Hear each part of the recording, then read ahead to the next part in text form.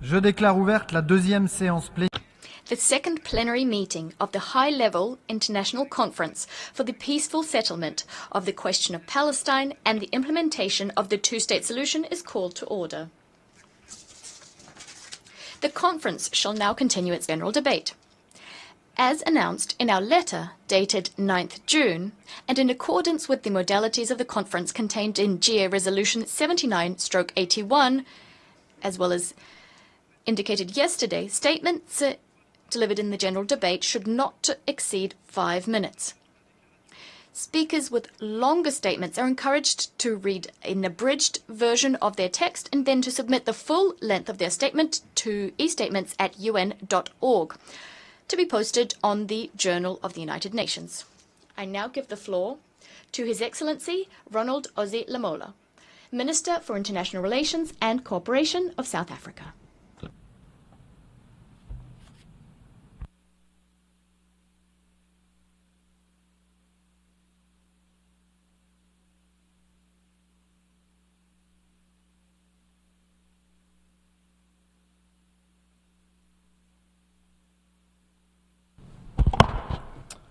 Co-chairs, South Africa welcomes this crucial discussion on the peaceful settlement of the question of Palestine and the implementation of the two-state solution. This conference takes place at a time when we are witnessing the destruction of Gaza, its people, and in real time. In a brazen and wanton act of genocide in full view of the world, South Africa continues to condemn the horrific events of October 7th, where innocent Israeli citizens were killed. Despite this challenging context, in which the international legal and multilateral system has been paralyzed and turned into a blunt tool, the focus today on a real path to lasting peace must prevail. The might is right doctrine can no longer be justified. It has led to perpetual insecurity, and it justifies an attempt to eradicate the Palestinian people through killing and starvation. Co-chairs, South Africa hopes that this conference will plot a real path forward, based on concrete actions for the creation of a Palestinian state existing peaceful and side by side with the state of Israel, along the 1967 borders with East Jerusalem as its capital. Resolution 181, adopted by the General Assembly in 1947, provided for the creation of two states, at a time when South Africa and many other developing countries were under the yoke of colonialism. Many of us have attained our freedom and independence. However, the inalienable right to self-determination of the Palestinian people, guaranteed under international law, has remained elusive for close to 8 years. In the week preceding this conference, a concerning message was sent when the Israel Knesset adopted a motion calling for applying Israel's sovereignty over the occupied West Bank and the Jordan Valley, signaling the intention of Israel to annex this territory. This could effectively bury the two-state solution and continue with the blatant violation of international law, including UN resolutions and the ICJ rulings, which have given hope to the people of Palestine. Their hopes must not be in vain. Peace must prevail. Co-chairs, South Africa is anti-war and prefers dialogue over violence. South Africa would like to stress the following points as fundamental to restoring the credibility of the two-state solution. Firstly, all states must urgently recognize Palestine's statehood, and the territorial integrity and contiguity of Palestine should be established and respected. In this regard, South Africa welcomes the intention of the recognition of the State of Palestine by France as an important step towards achieving a two-state solution. Secondly, there cannot be peace while the very existence of the Palestinian people is being threatened by Israel's continued genocidal actions in Gaza and the forced displacement of Palestinians in the West Bank. This is part of a systematic pattern of injustice and oppression of Palestinians since the adoption of Resolution 181 and the subsequent Nakba in 1948. These actions must be condemned, and the UN Security Council must act to protect the Palestinian people in whole and in part. Thirdly, preserving the viability of the two-state solution must include promoting safeguards, such as the full respect for international law, including international humanitarian law and human rights law. It is necessary for the immediate and full implementation of resolutions of the United Nations and the provisional measures, as well as advisory opinions of the International Court of Justice, to be respected and to be implemented. Not only Israel, but all states must comply with our collective obligations under international law. We all have a duty to preserve the sanctity of international law and ensure accountability. It is against this backdrop that we have seen the establishment of the Hague Group and the recent meeting of the Madrid Group to elevate the primacy of international law, promote accountability, and ensure a just peace. Finally, all obstacles to two-state solutions should be removed. These include an immediate ceasefire and a commitment to peace process, the release of all hostages by Hamas and political prisoners by the State of Israel, the halting of illegal Israel settlement expansion, the removal of the illegal separation wall cutting across the occupied Palestinian territory, and the resumption of all international reputable human rights relief efforts and the reconstruction of Gaza, which of course can only take place once there is peace. Co-chairs, global attention is on this conference.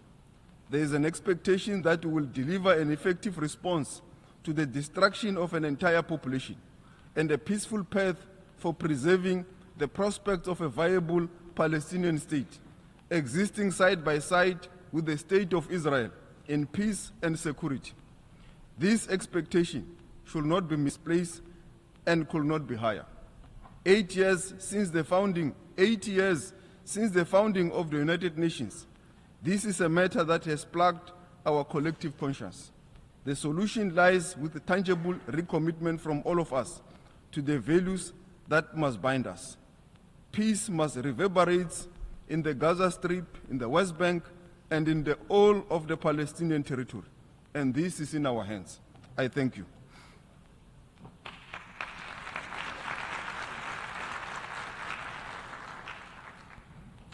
Je remercie.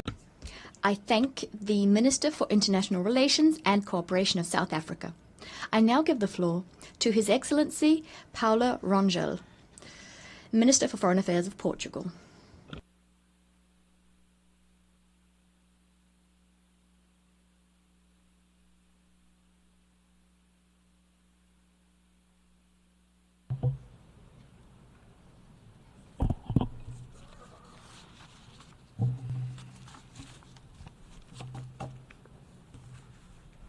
Son Excellence, ministre des Affaires étrangères.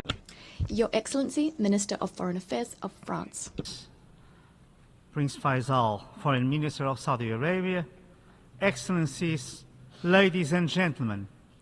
Before any other statement or remark, let me be loud and clear. The war must end. The humanitarian crisis and starvation must end.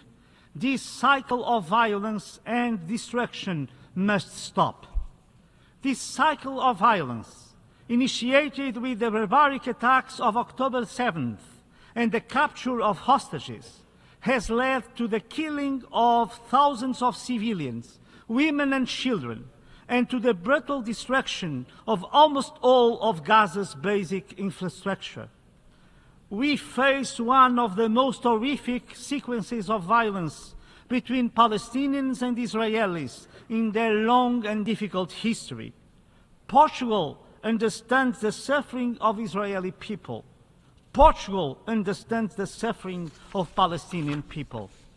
Peace and stability in the Middle East will remain elusive as long as Palestinians are denied their fundamental right to a viable sovereign state and Israel is threatened.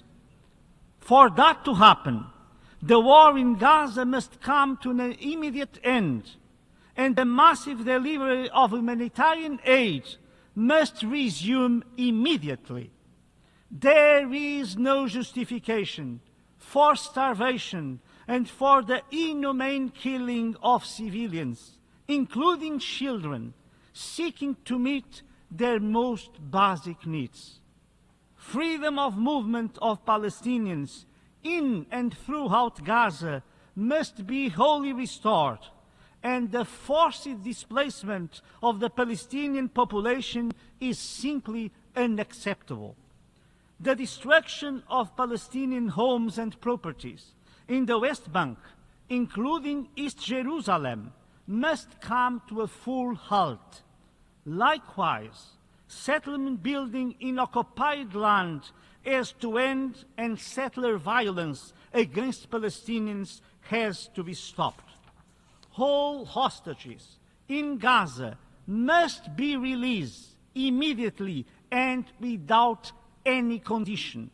The horror of the October the 7th attacks cannot be forgotten. Terrorism can never be justified. Excellencies, we thank the co-organizers, Saudi Arabia and France, for this very timely high-level ministerial meeting. Portugal reaffirms its unwavering commitment to the two-state solution. We have for the last 50 years consistently voted in favor of all resolutions pertaining to the Israeli-Palestinian conflict. We maintain our political and our financial support to UNRWA. We reiterate our full support for the Palestinian Authority, for its empowerment and its capacitation. Only the Palestinian Authority grants the effective implementation of the two-state solution. We repudiate any decision that entails or envisages the annexation or occupation of the West Bank or Gaza Strip, either it is full or partial. We welcome the Arab Recovery and Reconstruction Plan presented at the Cairo Summit. We welcome the willingness of so many Arab countries to recognize Israel and to normalize relations with Israel upon the condition of the acceptance of two-state solution. We welcome the effective and unprecedented commitment by the Palestinian Authority to some essential conditions that are key to enable the two-state solution and to the recognition of Palestine. First, condemnation of terrorist acts by Hamas and call for its complete disarmament. Second, call for the unconditional and immediate release of hostages and prisoners. Third, commitment to internal institutional reform and to the organization of elections in the near future. Fourth, acceptance of the principle of a demilitarized Palestinian state. 5, readiness to resume the full administration and control of Gaza Strip. And 6th, recognition of the State of Israel and its security needs. These commitments of the Palestinian Authority are truly meaningful. Actually, these commitments substantiate a new step towards the implementation of the two-state solution. There is no doubt that this declaration of the Palestinian Authority, combined with the new position of so many states of the region towards Israel and its right to existence, in the very context of this conference, marks a turning point. Excellencies, an old Palestinian proverb says, kinship is kinship, but humanity is closer. Indeed, may the lessons of such a long suffering in the Middle East finally inspire a renewed collective sense of humanity and belief in peace, so that, as written in the Pirkei Avot, the world can stand on 3 things: justice, truth, and peace. Palestinian wisdom tells us that humanity is closer than kinship. Israeli wisdom reminds us justice, truth, and peace are the pillars of the world. Only a Palestinian state living side by side with Israel in peace, security, and prosperity can bring justice, truth, and peace to humanity. The war must end. Death, captivity, illness, and suffering must stop.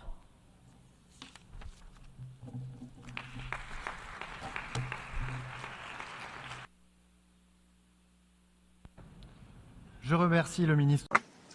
I thank the Minister for Foreign Affairs of Portugal.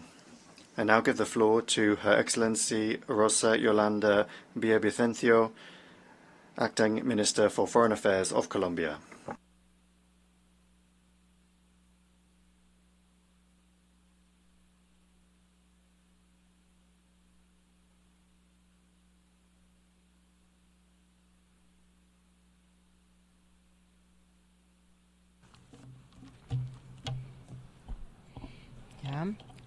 Buenos días. Good morning, distinguished co-chairs, distinguished delegates, excellencies. While we are meeting here, hundreds of people are dying in Gaza. The world is watching with horror as a campaign of ethnic cleansing is rolled out against children, women, older persons, the sick and wounded, a campaign that is violating the most basic norms of international law. July was the most deadly month for the population of Gaza in the past 18 months. According to reliable information, on average, more than 100 Palestinians were killed by Israel each day this month. 10,000 more people have been injured. The figures show that despite international pressure, Israel has increased its violence.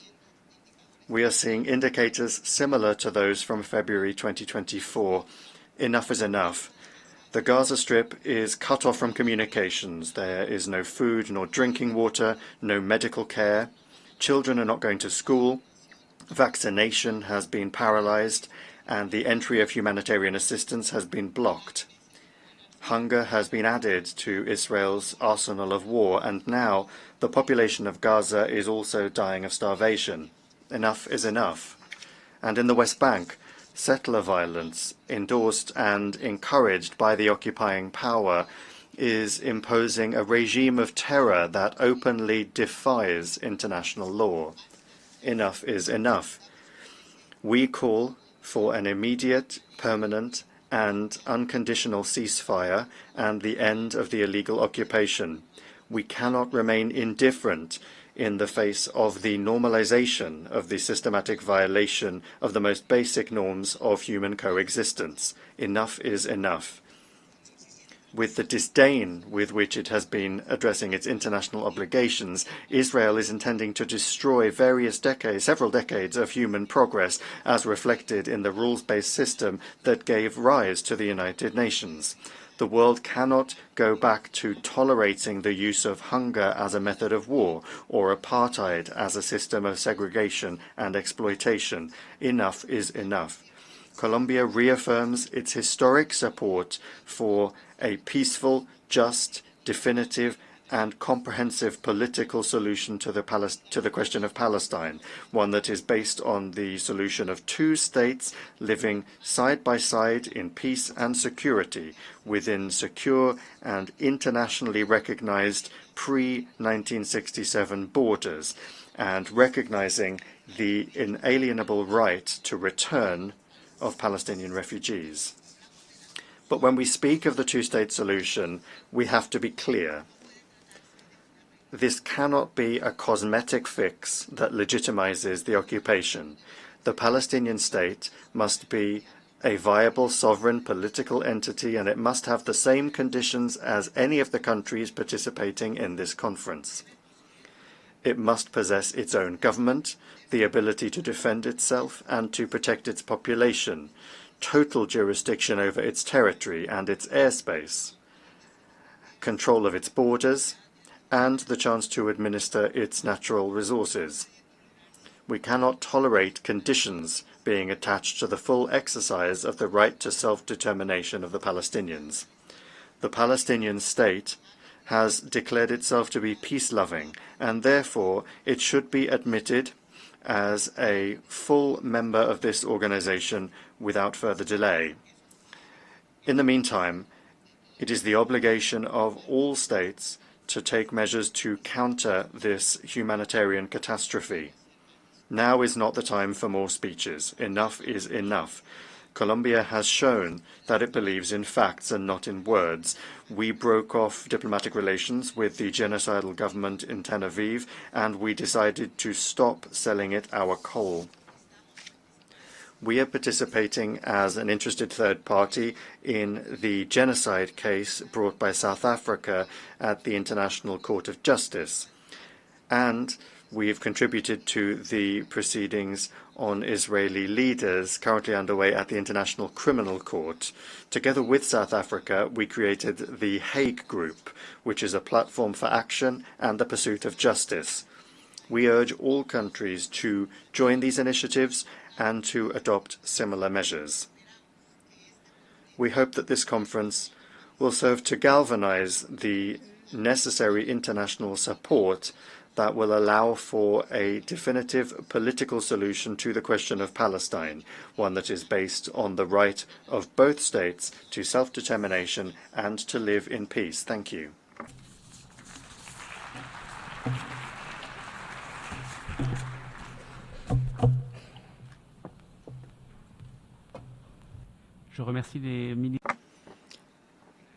I thank the Acting Minister for Foreign Affairs of Colombia.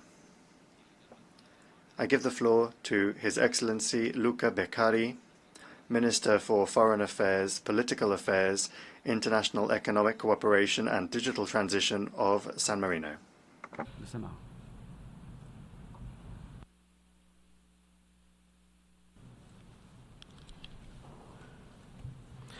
Co-Chair, Excellencies, distinguished colleagues, on behalf of the Government of the Republic of San Marino, I would like to thank the Kingdom of Saudi Arabia and the French Republic for co-chairing this high-level conference at a time when the need for moral clarity and political courage has never been greater. San Marino condemned unequivocally the attack of the 7th October, which caused tragic loss of innocent life. At the same time, we cannot remain silent in the face of a disproportionate military response that has followed, marked by widespread destruction, civilian suffering, and severe humanitarian consequences, including the lack of access of food, clean water, and essential supply, raising the alarming risk of famine. This constitutes a grave violation of international law and international humanitarian law. It is incumbent on both parties to strictly respect these fundamental norms, protect civilians, and preserve the possibility of a just and lasting peace. We come together not only as representatives of our government, but as human beings. The Secretary General of the United Nations recently spoke of a collective moral failure in the face of the catastrophe unfolding in Gaza. This word must resonate with us. More than 50,000 lives lost, including thousands of children. A society torn apart. A people deprived of dignity, security, and hope. The tragic death of UN and UNRWA staff members, humanitarian workers, and journalists must not be tolerated. This is not only a political crisis. It is a test of our shared humanity. San Marino stands unequivocally for an immediate and lasting ceasefire, for unconditional release of hostages, for the protection of civilians, and for the full humanitarian access in accordance with international humanitarian law. At the same time, we are deeply concerned by the continued expansion of illegal settlement violence against civilians and other unilateral action in the West Bank, which threatened the viability of a future Palestinian state and undermined the prospect for peace. The unity and territorial continuity between the West Bank and Gaza under the Palestinian Authority are essential and any meaningful two-state solution. However, we must look beyond the immediate emergency. It is time to reignite the political horizon. San Marino reaffirmed is unwavering support for a two-state solution as a sovereign, independent, and viable state of Palestine, living in peace and mutual recognition alongside the State of Israel, both within secure internationally recognized border and with Jerusalem as a shared capital. We believe that peace is not only possible, but necessary and achievable if the international community acts with unity and resolve. In this spirit, we support a multilateral framework led by the United Nations, building on the Madrid terms of reference, the Arab Peace Initiative, and the Peace Day effort, underpinned by strong international guarantees and credible security arrangements for all. Co-Chair, on 15 May 2025, the Parliament of San Marino adopted unanimously an historical recommendation committing the government of the Republic to recognize the State of Palestine by the end of this year. This is not a symbolic act.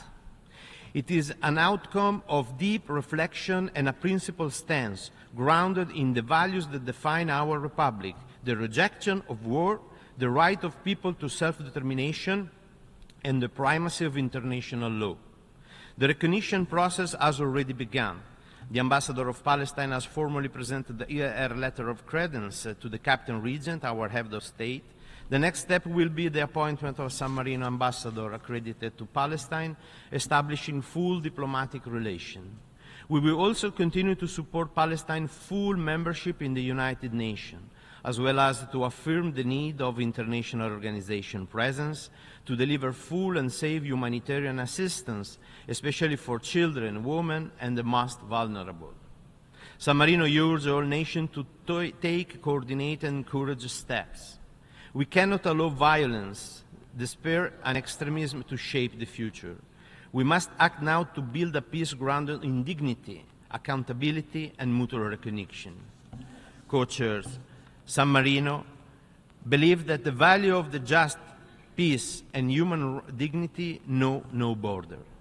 We stand ready to accompany this irreversible process, ensuring full respect for international law, compliance by all, and sustained engagement through credible multilateral mechanisms.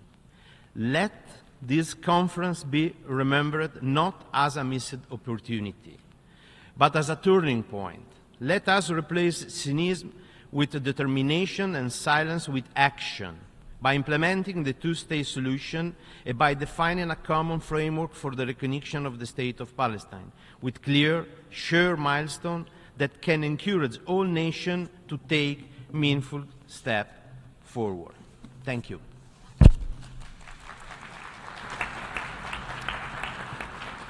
Je remercie le ministre.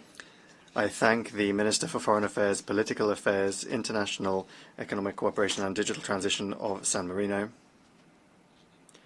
I give the floor to His Excellency Abdullah Ali Al Yahya, Minister for Foreign Affairs of Kuwait.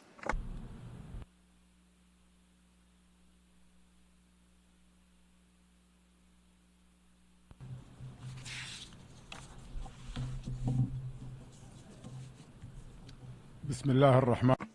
In the name of God, most compassionate, most merciful.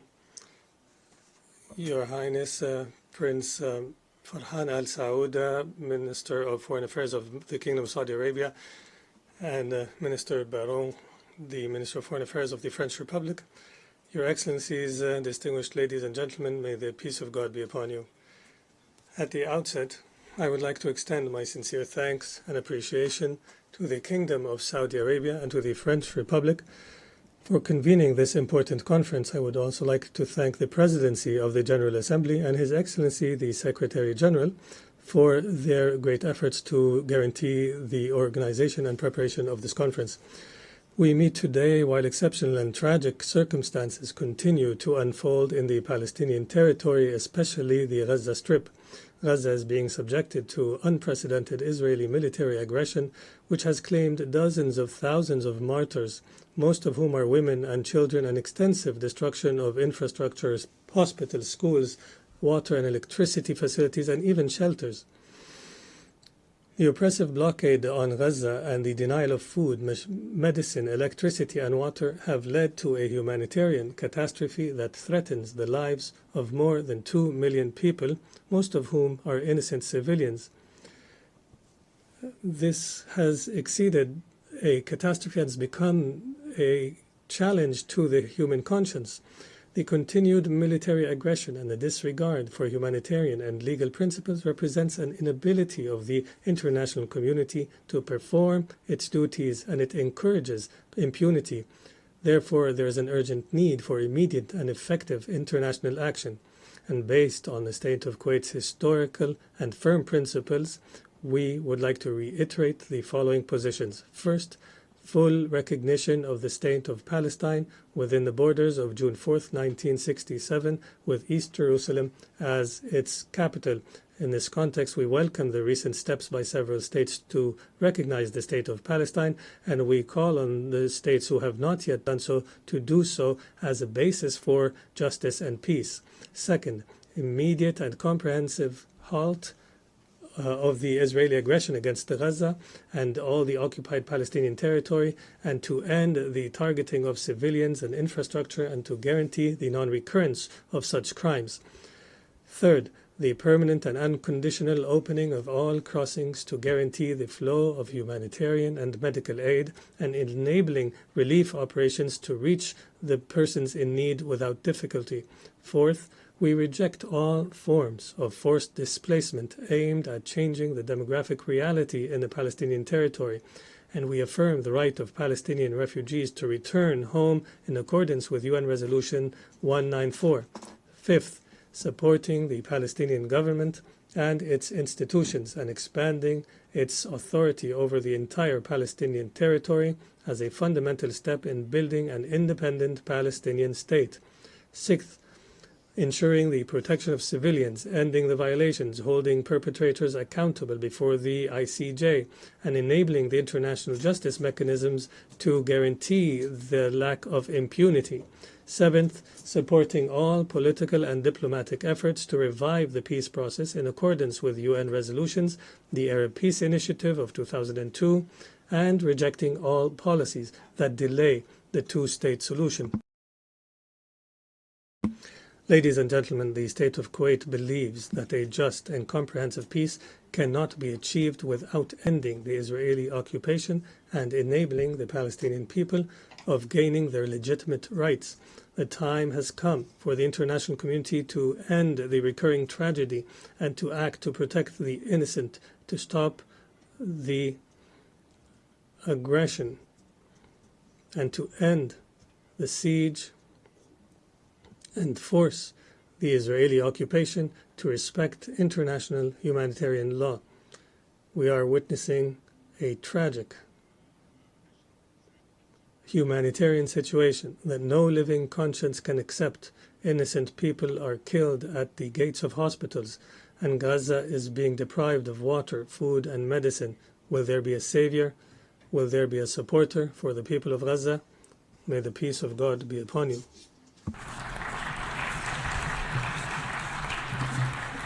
Je remercie le ministre. I thank the Minister for Foreign Affairs of Kuwait. I give the floor now to His Excellency Mr. Touhid Hussain, Advisor for the Ministry of Foreign Affairs of the Interim Government of Bangladesh.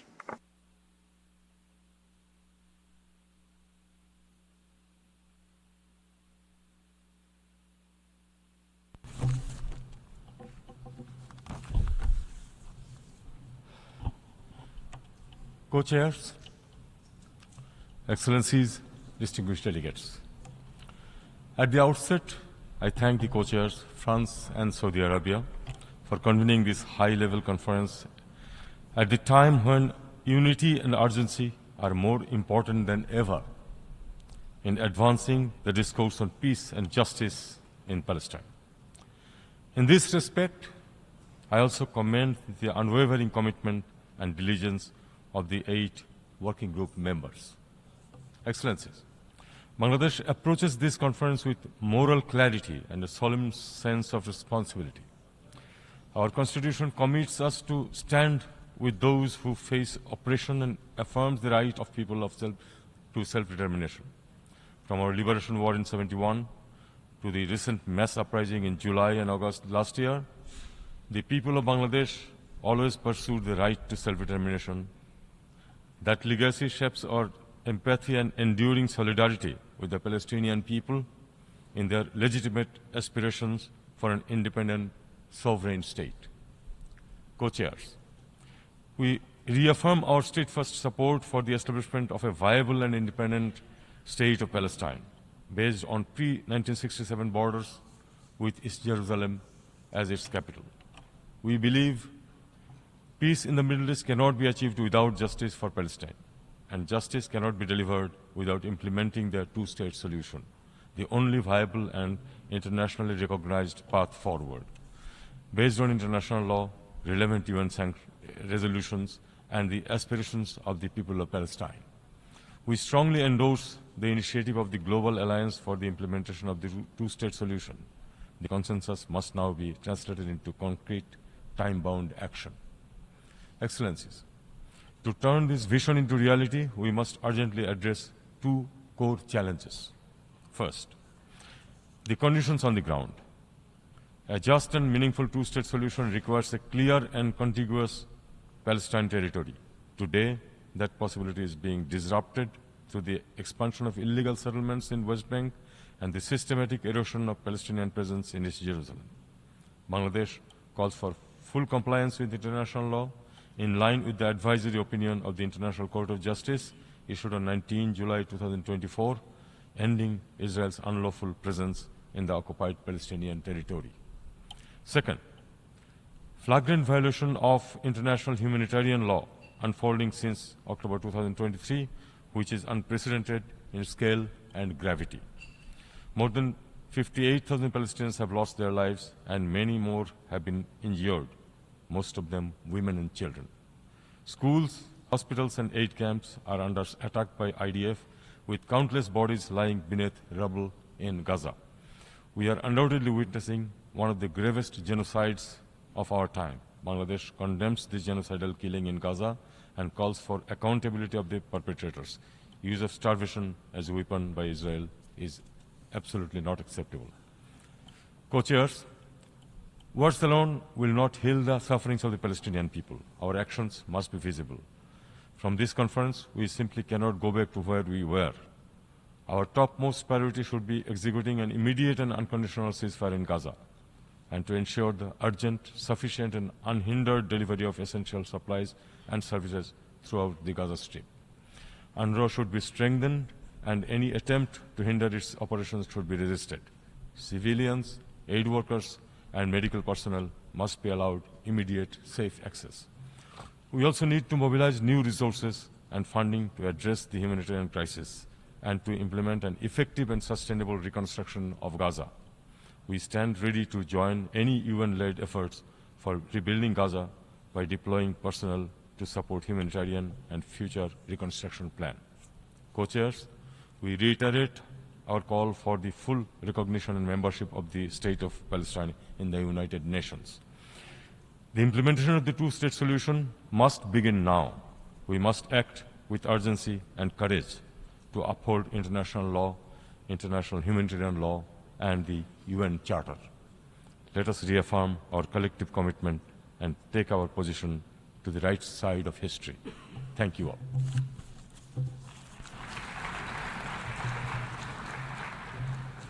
Je remercie le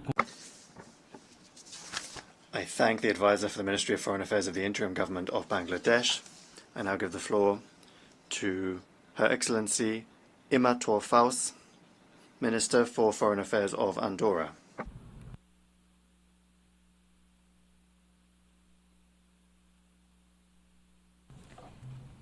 Monsieur le Président, Co-chairs, Excellencies, ladies and gentlemen. At the outset, I would like to welcome the convening of this high-level conference at a time when, following almost 2 years of war in Gaza, the suffering of civil society is at fever pitch. At a time when the world is deeply upset by the humanitarian situation in the region, we, representatives of United Nations member states have a moral and a political duty to establish the conditions for lasting peace in the Middle East, a region which is undergoing this ordeal for decades now. The time has come to settle the question of Palestine. The settlement, in our view, can only occur through the implementation of the two-state solution. Andorra fully supports this solution, a solution underpinned by international law and the conditions set forth inter alia in successive United Nations resolutions as well as the Madrid Peace Initiative.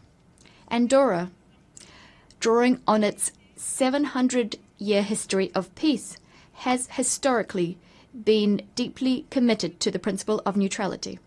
Over the last 2 years, we've followed with great disquiet the situation unfolding in the Middle East, and in particular the situation in Gaza.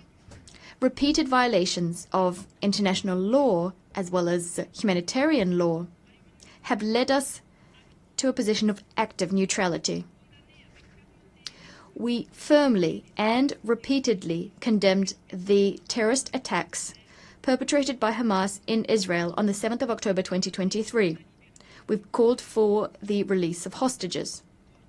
At the same time, we've expressed deep regret at just how violent the response to these attacks is.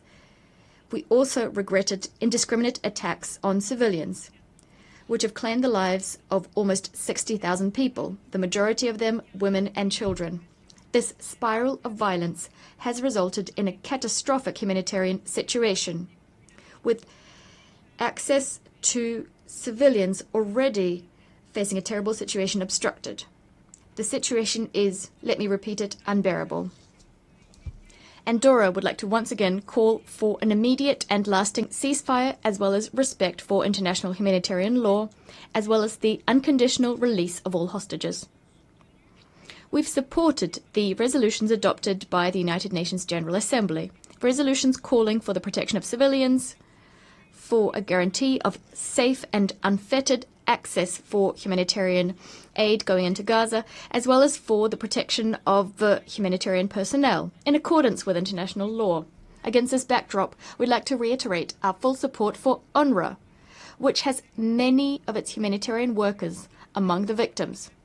In our view, UNRWA remains an indispensable actor in the field. Ladies and gentlemen, aggression is never the solution. Violence is never the answer. Terror is never the solution. The solution lies in dialogue. The solution requires respect for international law. Andorra has already spoken in favor of Palestine becoming a fully fledged member of our organization.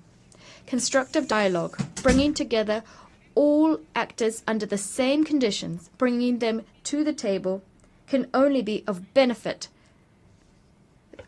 for a lasting solution.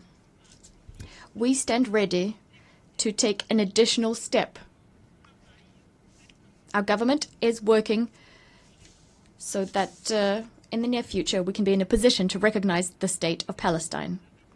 Co-chairs, since the adoption of Resolution 79/81 by the General Assembly in December of last year, the 8 working groups working under your auspices have considered the various aspects paving the way for peace in the Middle East on a viable and robust basis. As we prepare to celebrate the 80th anniversary of the United Nations, it is high time to renew and to reiterate our commitments to the principles enshrined in the United Nations Charter. This conference is the time to prove that we are actors forging effective and inclusive multilateralism. Multilateralism which goes beyond our differences and allows us to come up with solutions to complex crises. I stand convinced that we will manage to garner the necessary consensus to achieve a viable solution, together with a realistic roadmap and the means for effective action. I thank you. Je remercie la ministre. I thank the Minister for Foreign Affairs of Andorra. I now give the floor to Her Excellency Torgerdur Katrín Gunnarsdóttir, Minister for Foreign Affairs of Iceland. Distinguished co-chairs, dear colleagues, Iceland recognized the independence and sovereignty of the State of Palestine in 2011, being one of the first in Western Europe to do so. Our position then and now is firmly founded in our belief in equal rights of both peoples to self-determination, Israelis and Palestinians, and the conviction that it is the only way forward to build lasting peace and stability in the region. We applaud, of course, France for announcing that they now intend to take the same step here in New York in September, and we encourage others to do the same. There are those who claim that recognition of Palestine is and would be a reward to terrorist groups that oppose peace. I say, however, that recognition is not a gift. It is a rightful affirmation of statehood necessary to enable meaningful negotiation between equals and to give effect to inalienable right of all peoples to self-determination. Mr. Chair, looking back in history, while the conflict which followed the vote in the UN back in 1947 caused great pain and suffering, it also gave rise to the State of Israel and came to represent the fulfilled right of the Jewish people to their own state and their right to self-determination. Incidentally, it fell to Iceland's first permanent representative to the United Nations, Mr. Thor Thors, to present the draft resolution on recommending the two states, one Jewish and one Arab, before the General Assembly. What has, however, been tragically unfulfilled ever since is the other half of the equation, an independent Arab state in Palestine, realizing the right of Palestinians to self-determination. Regrettably, the prospects to two states living side by side in peace and prosperity have diminished over the past decade, especially in the last 20 months, and there are those who want to take it off the table altogether. This distinguished audience cannot stand. As we gather here this week in New York, surely everyone present, as well as those absent, must realize that the situation in Gaza and in the West Bank has long since become unbearable, absolutely unbearable. We simply cannot continue in the same way. We need to turn to the solution recognized as the only sustainable solution to this most difficult of issues, the two-state solution. We must reaffirm that the people of Israel have the right to live in peace and security, free from terrorism, incitement, and free from hate. And equally, the Palestinian people also have the right to live in dignity, with sovereignty, on their own land, within internationally recognized borders, free from violence, oppression, and occupation.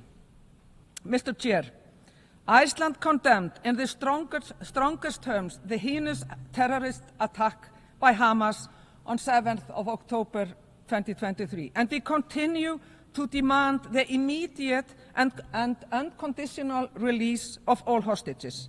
We furthermore agree with President Abbas's important statement in June that Hamas can have no role in the future governance of Gaza or other parts of Palestine. At the same time, we protest unequivocally the unacceptable civilian death toll in Israel's ongoing military campaign in Gaza, the destruction of civilian infrastructure, as well as the prolonged restriction on humanitarian access to Gaza. Israel's military campaign in Gaza is simply an affront to the concept of international law. We also condemn settler violence against Palestinians in the West Bank and reject outright the expansion by Israel of its illegal settlements in the West Bank. This is an obvious and blatant annexation designed to obstruct the realization of the two-state solution and contradicts international law. The advisory opinion of the International Court of Justice has given us a very clear compass. No state may recognize changes imposed by force or through occupation, including in East Jerusalem, except through mutual agreement. Co-chairs, the future state of Palestine must be built on the foundations of democracy, human rights, and the rule of law. Political and institutional reform may be necessary, but with support from the international community, the state of Palestine can well succeed based on the foundation already erected by the Palestinian Authority and by international partners such as UNRWA. To reconfirm Iceland's continued engagement and support, I'm looking forward to signing a memorandum of understanding with Palestine, which enshrines Iceland's intention to support Palestinians and the strengthening of the Palestinian institutions. And in conclusion, to all the people, the innocent children, women, disabled people, older people, men and families, we say, we see your suffering in this horrific situation. We see your resilience and your right to peace. And to the rest of the world, we say, the time for action is now. Not after more lives are lost, not after more walls go up. The time is right now. Thank you. Je remercie I thank the Minister for Foreign Affairs of Iceland. I now give the floor to His Excellency Alberto van Claveren, Minister for Foreign Affairs of Chile.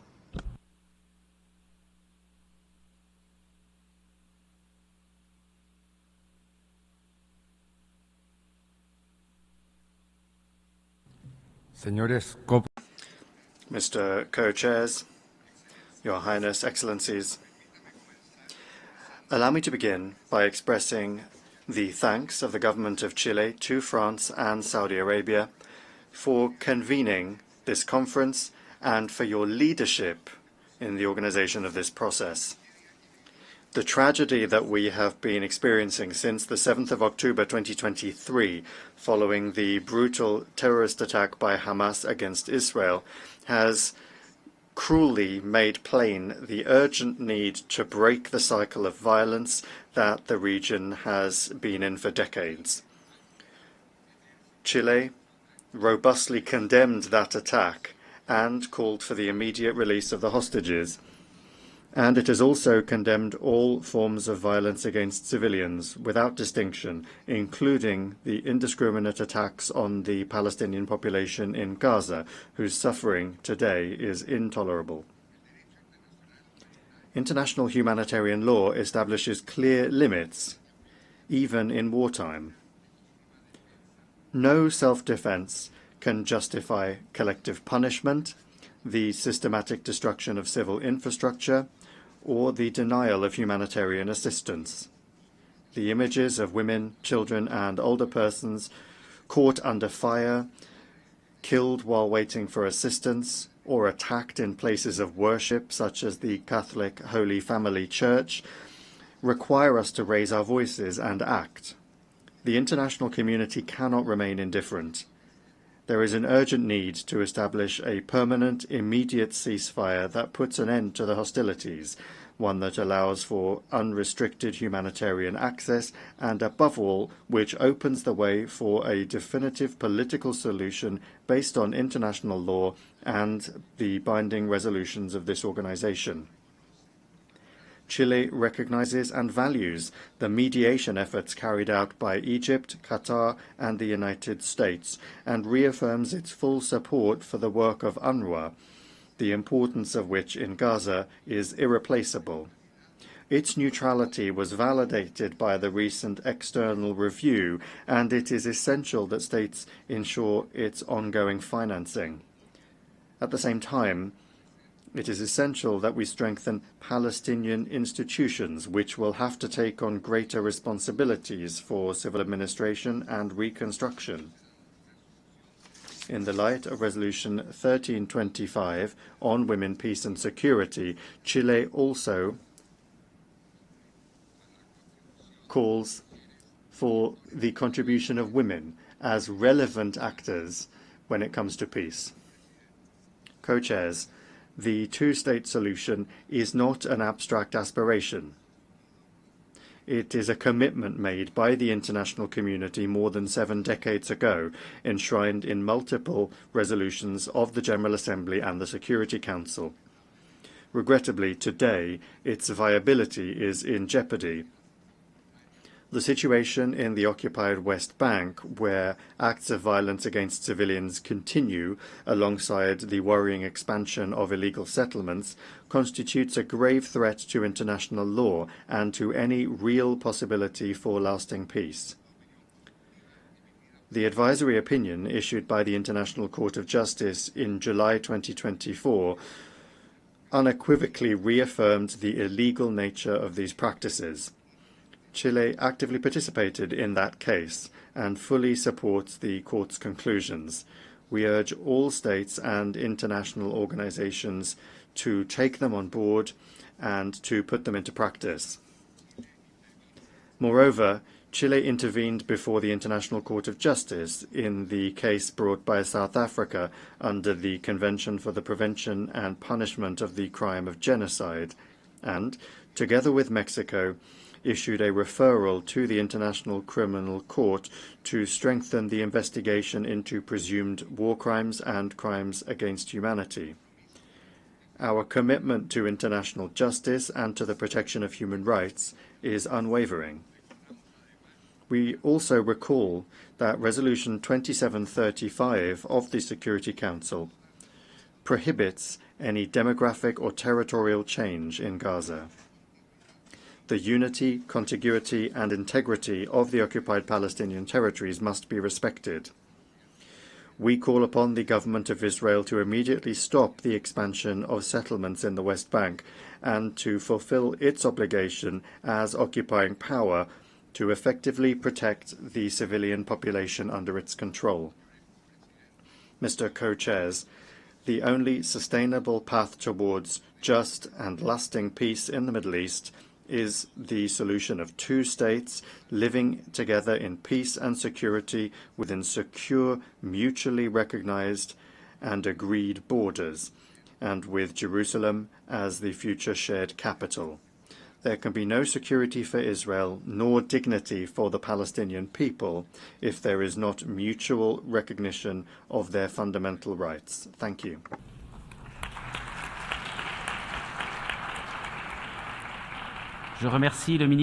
I thank the Minister for Foreign Affairs of Chile.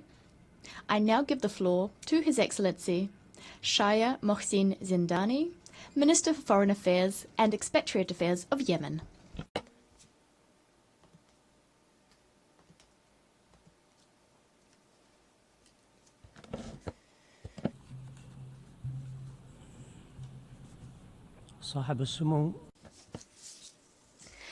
His Highness Saudi Foreign Minister Prince Faisal bin Farhan Al Saud, His Excellency French Foreign Minister Jean-Noël Barrot of France, Highnesses, Excellencies, ladies and gentlemen. At the outset, please allow me to extend my appreciation to the Kingdom of Saudi Arabia and the Republic of France for organizing this high-level international conference on the peaceful settlement of the question of Palestine and the implementation of the two-state solution. This reflects their keenness to support efforts to achieve just and lasting peace in the region and promote regional and international peace and security. The conference is an important step and a historic moment to revive the political process, promote the effective implementation of the two-state solution, and bring the Israeli occupation to an end, thus achieving the aspirations of the brotherly Palestinian people to exercise their inalienable legitimate rights and establish their independent sovereign state along the 4 June 1967 borders with East Jerusalem as its capital. The Republic of Yemen underscores the importance of a credible, serious, time-bound, internationally brokered political process to advance the implementation of the two-state solution and end the occupation in accordance with UN resolutions and the Arab Peace Initiative. We hope that this conference, given its practical nature, will lead to tangible and realistic results that will achieve peace, enforce the two-state solution, and guarantee the legitimate rights of the Palestinian people. This can be done by promoting the international recognition of the State of Palestine. We welcome France's announcement that it will recognize the State of Palestine. We call on other countries to recognize the State of Palestine if they have not yet done so. We thank those countries that have already done so. The State of Palestine must be admitted as a fully fledged member of the UN. All unilateral measures must come to an end, including the illegal settlement policy by Israel as the occupying power in the West Bank. Annexation, home demolitions, and displacements must stop because they undermine the prospects of a peaceful settlement and of a just and lasting peace. They also erode the two-state solution. Financial and political support must be provided to the Palestinian government, and efforts to unify Palestinian institutions in the West Bank and Gaza Strip under one national authority must be supported. The Arab Islamic Plan for early recovery of Gaza must be supported. The plan was put forward by Egypt in coordination with the State of Palestine and was endorsed by the League of Arab States and the OIC.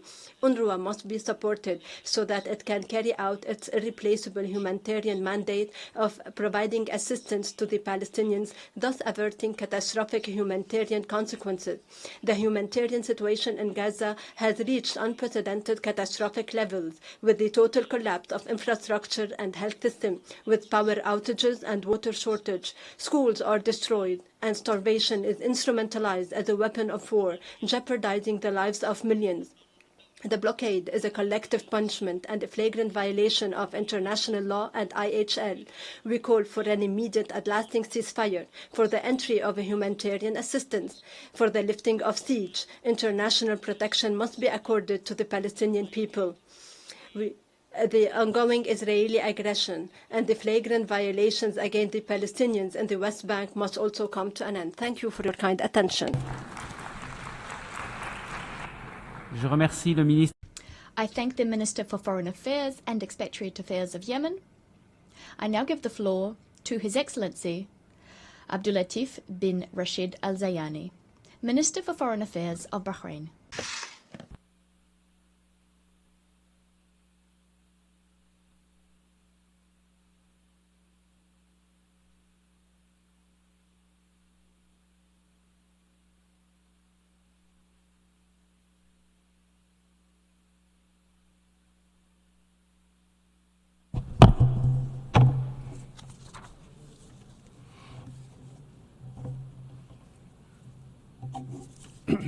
Bismillah ar-Rahman ar-Rahim.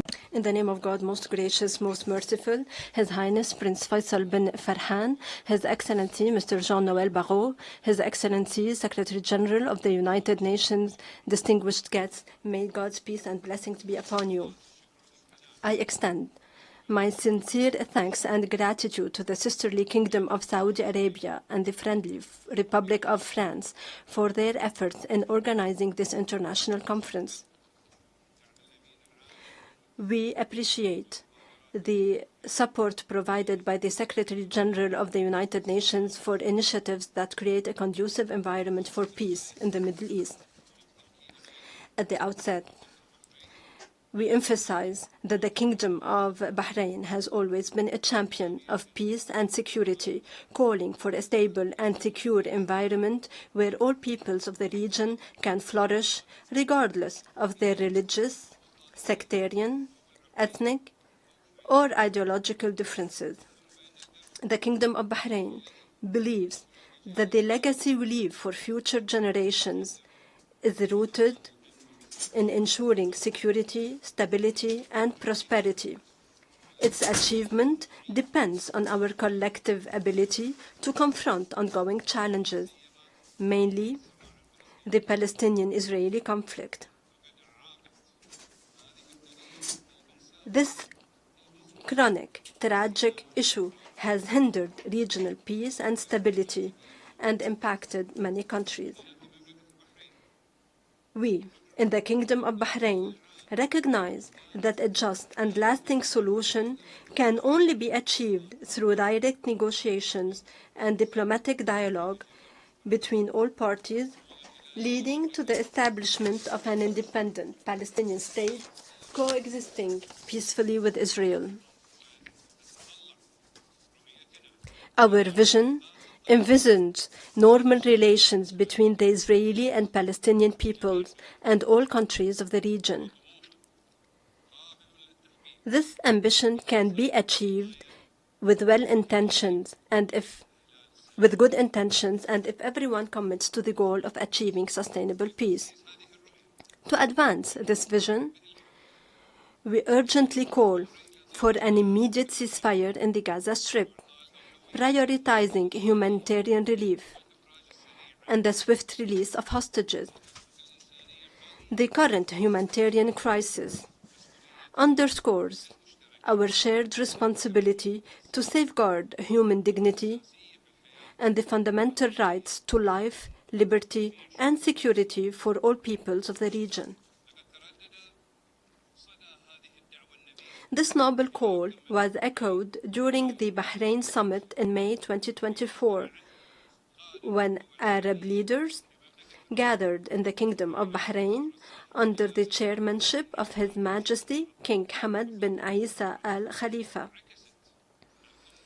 The summit reflected the leaders' collective commitment to a peaceful solution to the Palestinian-Israeli conflict through the convening of an international conference that facilitates negotiations between all concerned parties.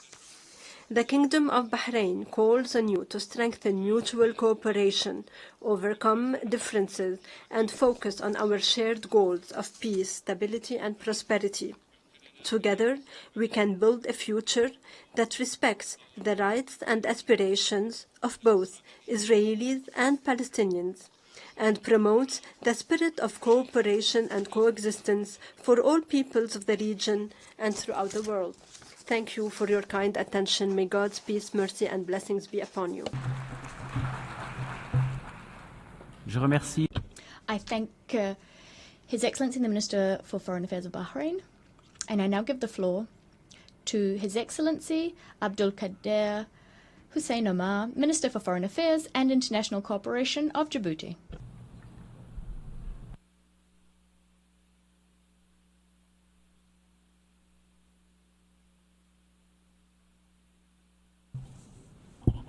بسم الله الرحمن الرحيم. سمو الأمير فيصل فرحان آل سعود وزير خارجية المملكة العربية السعودية الشقيقة. In the name of God, most compassionate, most benevolent, République française. Excellencies, Ministers, Secretary General, co-chairs, distinguished delegates. À l'entame de mes propos, At the outset, on behalf of the Republic of Djibouti, we would like to extend our heartfelt congratulations to the French Republic and to the Kingdom of Saudi Arabia. Congratulations for convening this high-level international conference for the peaceful settlement of the question of Palestine and the effective implementation of the two-state solution. We'd also like to thank the co-chairs for their commitment and for preparing the 3 round tables. We hope that the roundtables will result in concrete and action-oriented proposals. The Republic of Djibouti stands convinced that the lasting settlement of the Israeli-Palestinian conflict lies in meticulous respect for international law by all actors, first and foremost, Israel. أصحاب السمو والمعالي والسعادة. Your Highness, Excellencies, co-chairs, ladies and gentlemen, the Republic of Djibouti, its leadership and its people have stood firm on Palestine, on a just solution. We've supported the two-state solution very clearly. That is the only viable choice that can put an end to the occupation and uphold the rights, as well as the security of all people in the region. Here, we would like to reiterate that security can only be built, cannot be built on injustice. Stability cannot be imposed by sieges. You need justice to achieve peace, serious negotiations, and sincere policies. We cannot remain silent given what's happening today in the Gaza Strip, an inhuman tragedy of unbearable proportions, a deep wound in our universal conscience, an affront to the fundamental values on which our international order rests. The suffering we've been witnessing has robbed humanity of its very meaning, of its substance. That is, knowing how to stand up and reject injustice. This throws into sharp relief the dramatic failure of our collective conscience, faced with young lives cut short, the suffering of families, the targeted destruction of hospitals, schools, and homes, and this during unbearable blockade which has claimed innocent lives. This is morally unacceptable, legally unjustifiable, and intolerable for humanity. It's a flagrant violation of international humanitarian law and the fundamental principles of human dignity, as well as of our shared responsibility. It is long overdue for the international community to take action, not to further its own interests or out of some calculus, but out of duty, out of loyalty for the principles of justice, peace, and the responsibility we solemnly shoulder. Excellencies, ladies and gentlemen, the lasting settlement of the Arab-Israeli conflict cannot forgo a return to the foundations laid down in the Arab Peace Initiative adopted in 2002. This initiative, supported by all Arab states, is a constructive and balanced framework. Today, it is an unavoidable model for any just and comprehensive solution that is in keeping with international law. It's also worth recalling the importance of the advisory opinion issued by the International Court of Justice on the 19th of July 2024. This is a legal milestone of great importance. Through the opinion, the court clearly determined the imperative legal principles framing the consequences of the policies imposed by Israel in the occupied Palestinian territory, including East Jerusalem. This opinion reinforced not only the legitimacy of the rights of the Palestinian people, but also committed the entire international community to take stock of the consequences thereof. In this spirit, we call on all states to fully respect their legal obligations, an indispensable precondition for the emergence of a lasting, just solution in keeping with international law. We urge on all those who haven't yet done so to immediately recognize the state of Palestine, following in the footsteps of 148 states who have already done so, in keeping with their duty to support the right of the Palestinian people to self-determination. I'd also like to seize this opportunity to renew the congratulations issued by His Excellency Ismail Omar Guelleh of the Republic of Djibouti to his counterpart, President Emmanuel Macron, on the announcement of the official recognition of the State of Palestine by France at the upcoming session of the General Assembly. This historic decision, taken at a crucial moment for the Palestinian people, helps to build up the momentum towards lasting peace. Excellencies, ladies and gentlemen, on the diplomatic front, Djibouti calls on all states to resolutely commit to the objectives of this conference and to actively support the implementation of the two-state solution. This solution remains the only viable path to a peaceful settlement that would guarantee the existence of two sovereign and independent states living side by side within 1967 borders, living in peace and security. We must dare to change history. Yes, we can meet the aspirations of the Palestinian people, recognizing their legitimate aspiration to live in their own state, on their own territory. I thank you. Je remercie le ministre. I thank the Minister for Foreign Affairs and International Cooperation of Djibouti. I now give the floor to Her Excellency Selinda Sosa Lunda, Minister for Foreign Affairs of the Plurinational State of Bolivia.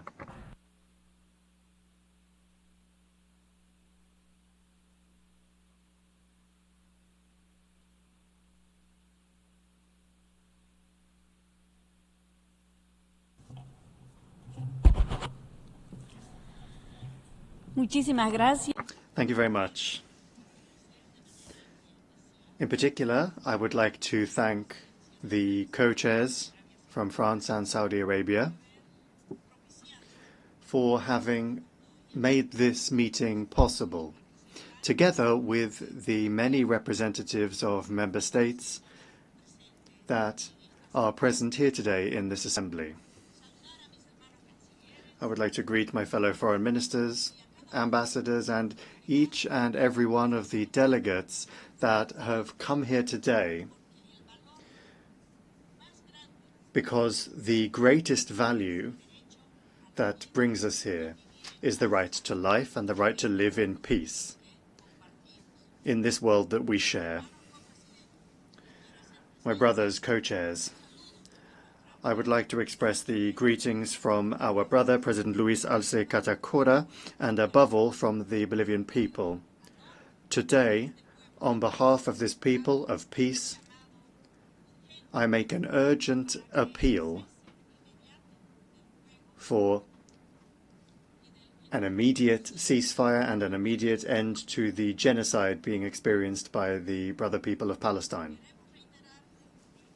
We would like to reiterate our firm stance on the two-state solution. We consider it to be the most just and lasting path towards peace for these brotherly peoples. This vision is based on the resolutions of the United Nations, and in that regard, it is based on the common sense of justice that should be applied as soon as possible, so as to put an end to so much unnecessary suffering by the brotherly people of Palestine. However, Israel is turning a deaf ear to the international outrage and continues to expand its settlements on Palestinian-occupied territories.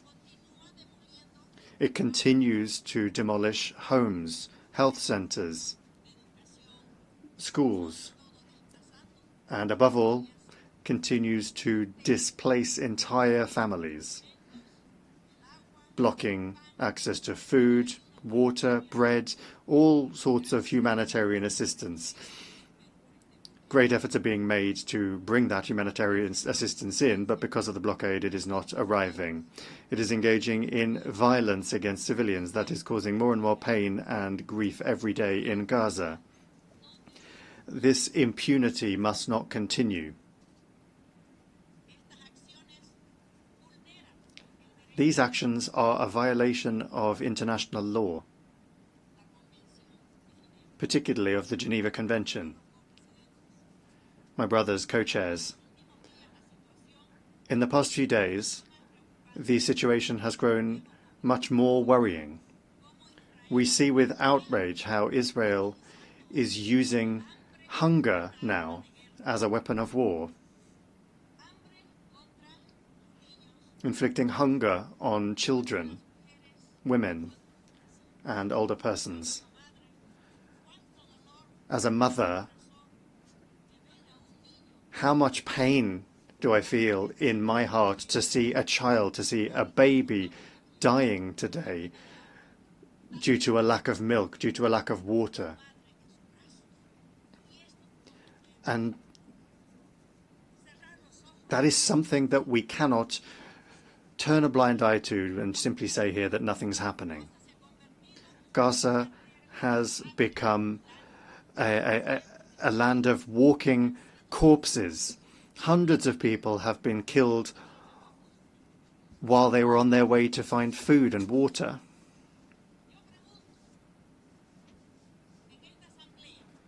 I would like to ask in this assembly,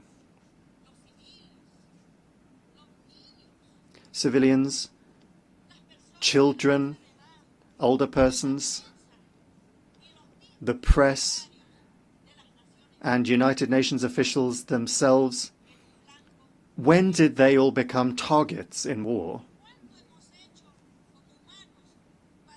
How much have we done as human beings to stop this catastrophe that is playing out in Palestine? What is happening in Gaza is a humanitarian catastrophe, and it must be stopped immediately.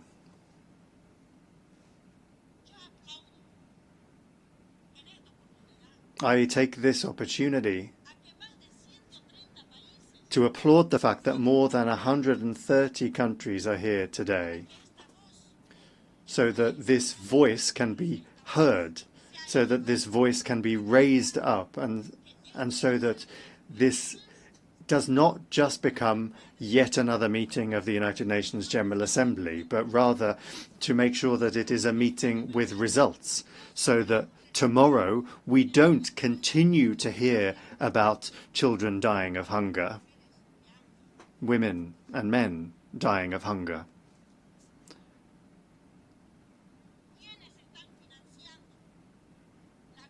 Those that are financing this war are complicit and guilty in these crimes that are taking place in Palestine, and that must be punished.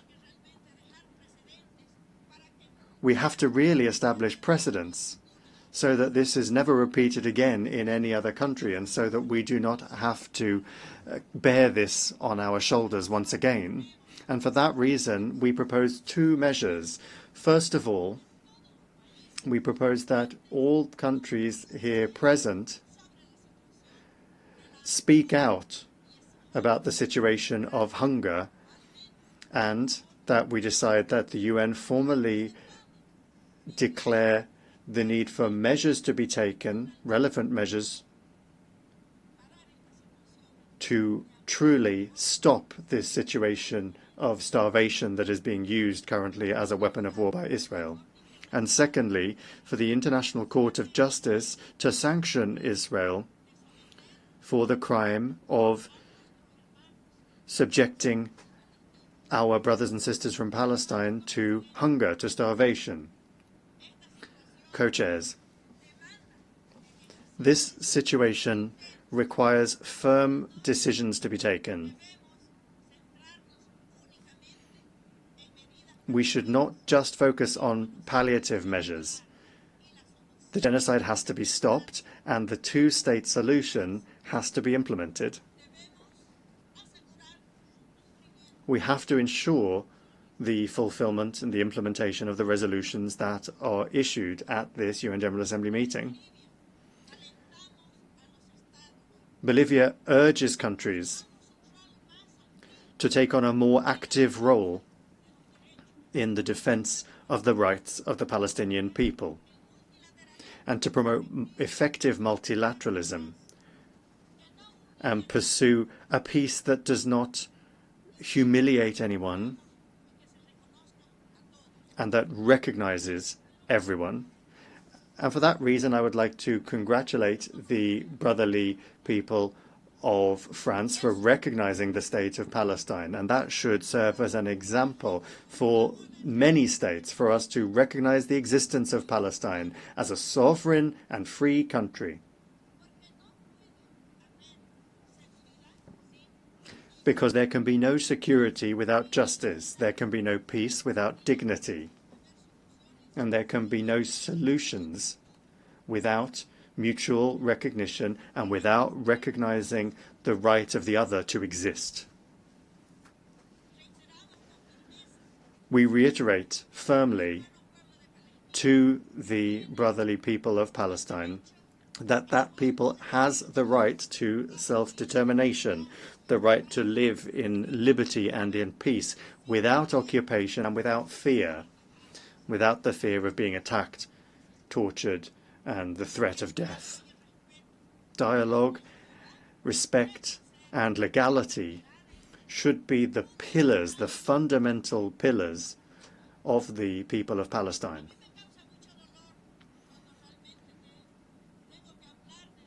It causes me a great deal of pain when I have to speak about the people of Palestine. Those of us that are far away only see the stories in the news, but what is really being experienced by the brotherly people of Palestine is much more serious. But with firmness and the support of many countries, such as Germany, which is putting together an air bridge to ensure the arrival of food. That already constitutes recognition, and I would like to congratulate and thank many countries, really. Bolivia is a small country, but we have been firm from the outset, and we have made many efforts to ensure that humanitarian assistance reached Palestine. I would like you to help me in saying, long live free Palestine. Thank you very much. Je remercie la ministre des Affaires étrangères. I thank the Minister of Foreign Affairs of the plurinational state of Bolivia. I now give the floor to His Excellency Mr. Mbay Mohammed, Minister of Foreign Affairs and International Cooperation, responsible for the Arab world, the diaspora, Francophonie, and African integration of Comoros.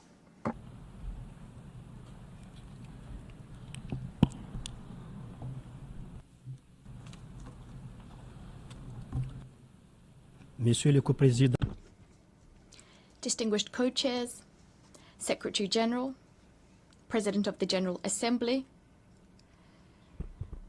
Your Excellencies, all protocols observed. Ladies and gentlemen, Salam Alaikum.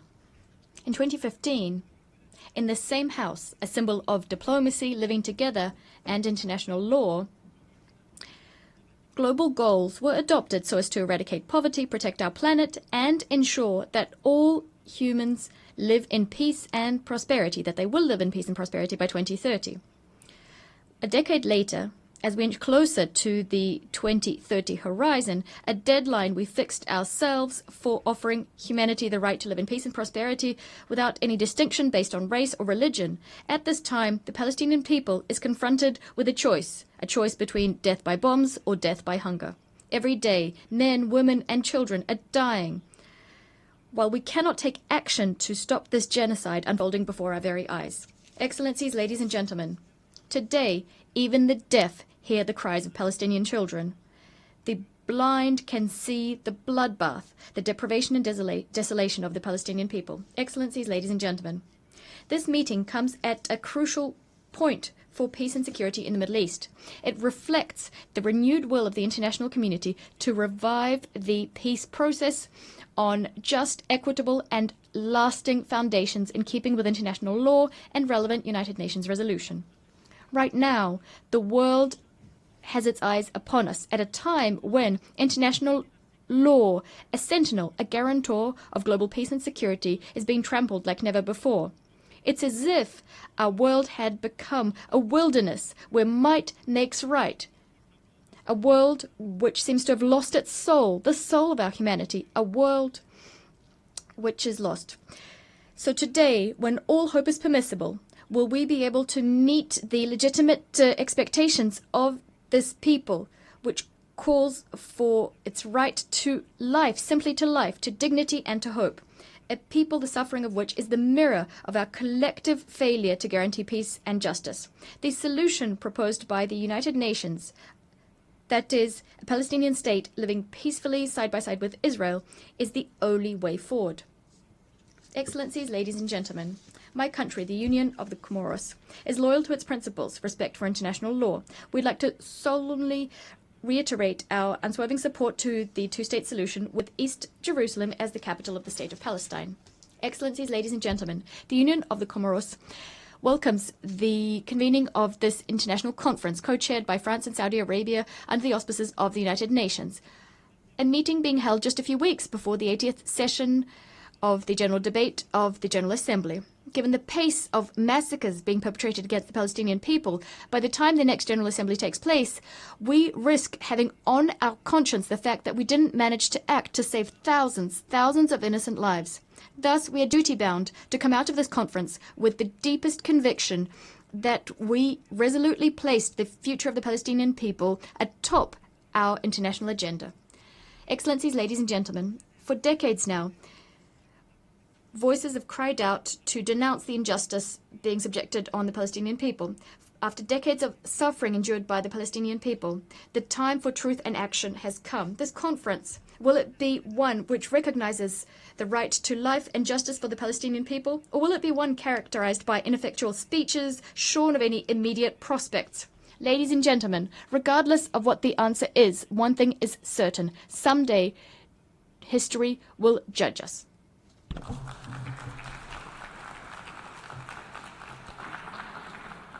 أشكر معالي وزير الخارجية والتعاون الدولي المسؤول عن العالم العربي والشتى.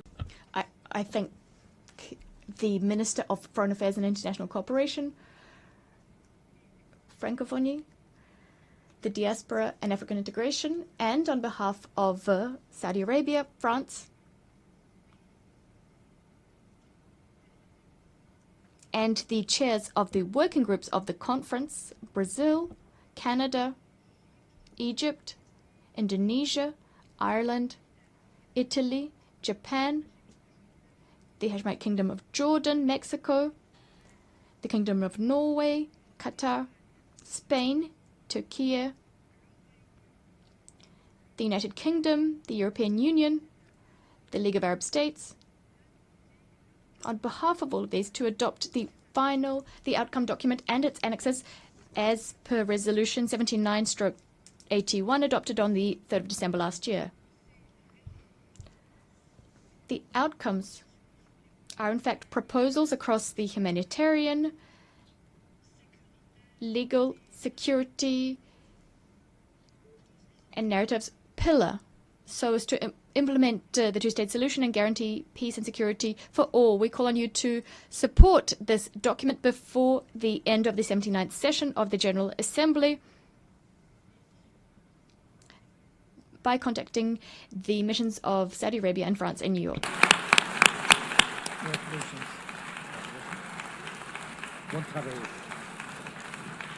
والآن أعطي الكلمة إلى سعادة توسكاسا أويومورا الممثل. I now give the floor to His Excellency Tsukasa Uemura, Special Representative of the Government of Japan, Special Envoy of the Government of Japan for the Middle East Peace.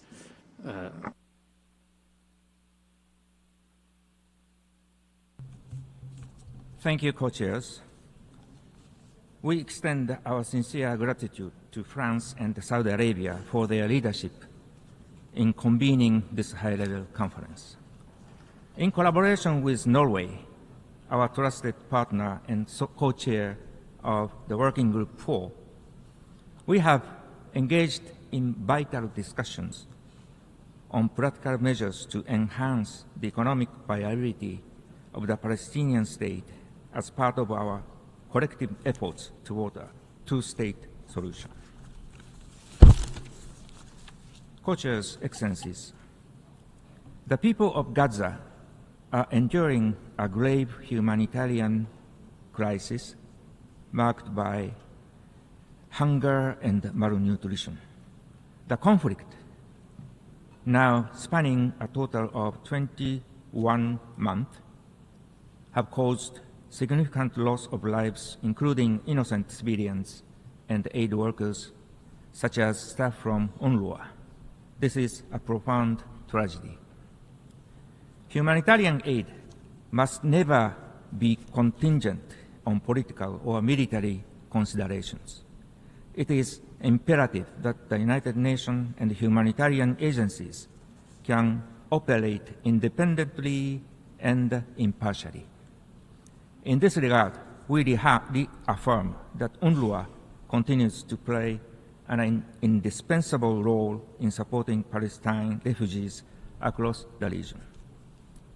Co-chairs and Excellencies, Japan reiterates our urgent call for Hamas to immediately and unconditionally release all remaining hostages.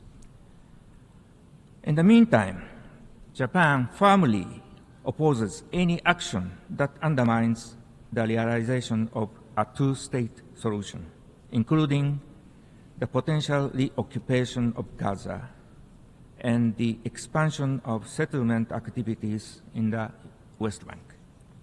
It is critical that all parties seize the momentum generated by this conference, renounce military solutions, and work earnestly towards the resumption of the Gaza ceasefire and the broader peace process. أصحاب السمو والسعادة زملائي الأعزاء. Highness, Excellencies, dear colleagues,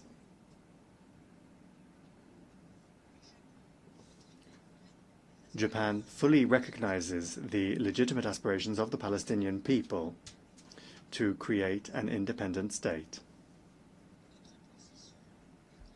Our position is constant. We support these efforts with all of the resources at our disposal. In this context, Japan has consistently supported the two-state solution.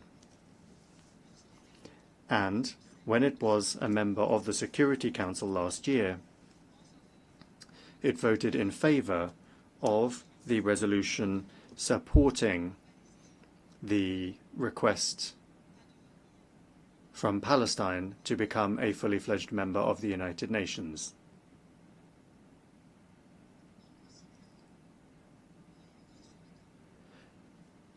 When considering the outcomes of this high-level conference,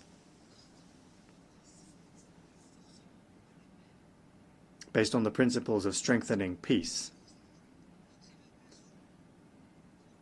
we shall continue our comprehensive evaluation of the question of the recognition of the Palestinian state, notably the right time to do so. Thank you.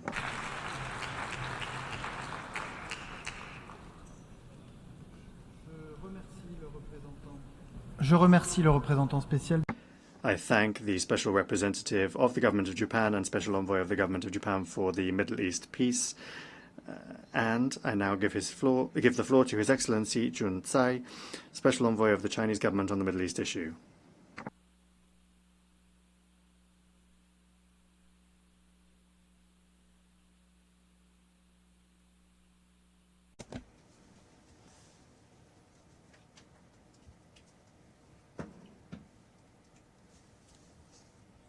Co-chairs, colleagues.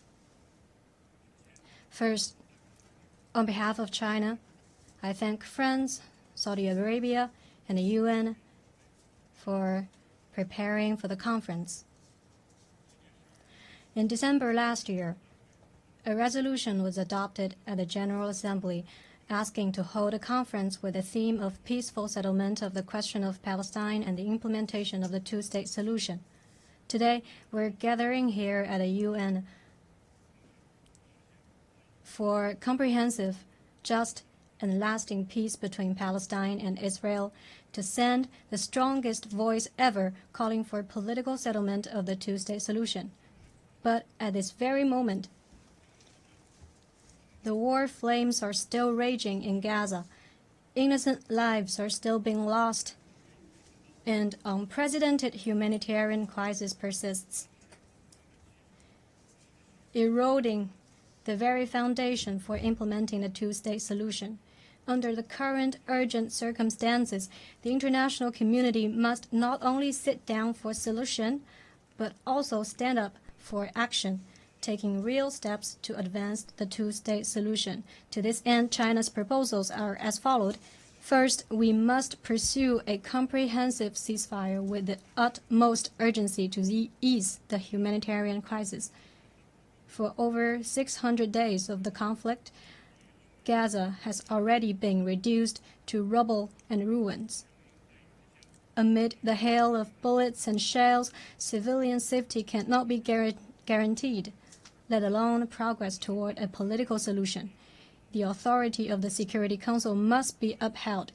China urges all relevant parties to earnestly implement the relevant Security Council and UNGA resolutions, immediately cease hostilities in Gaza, and promptly release hostages and those held captive.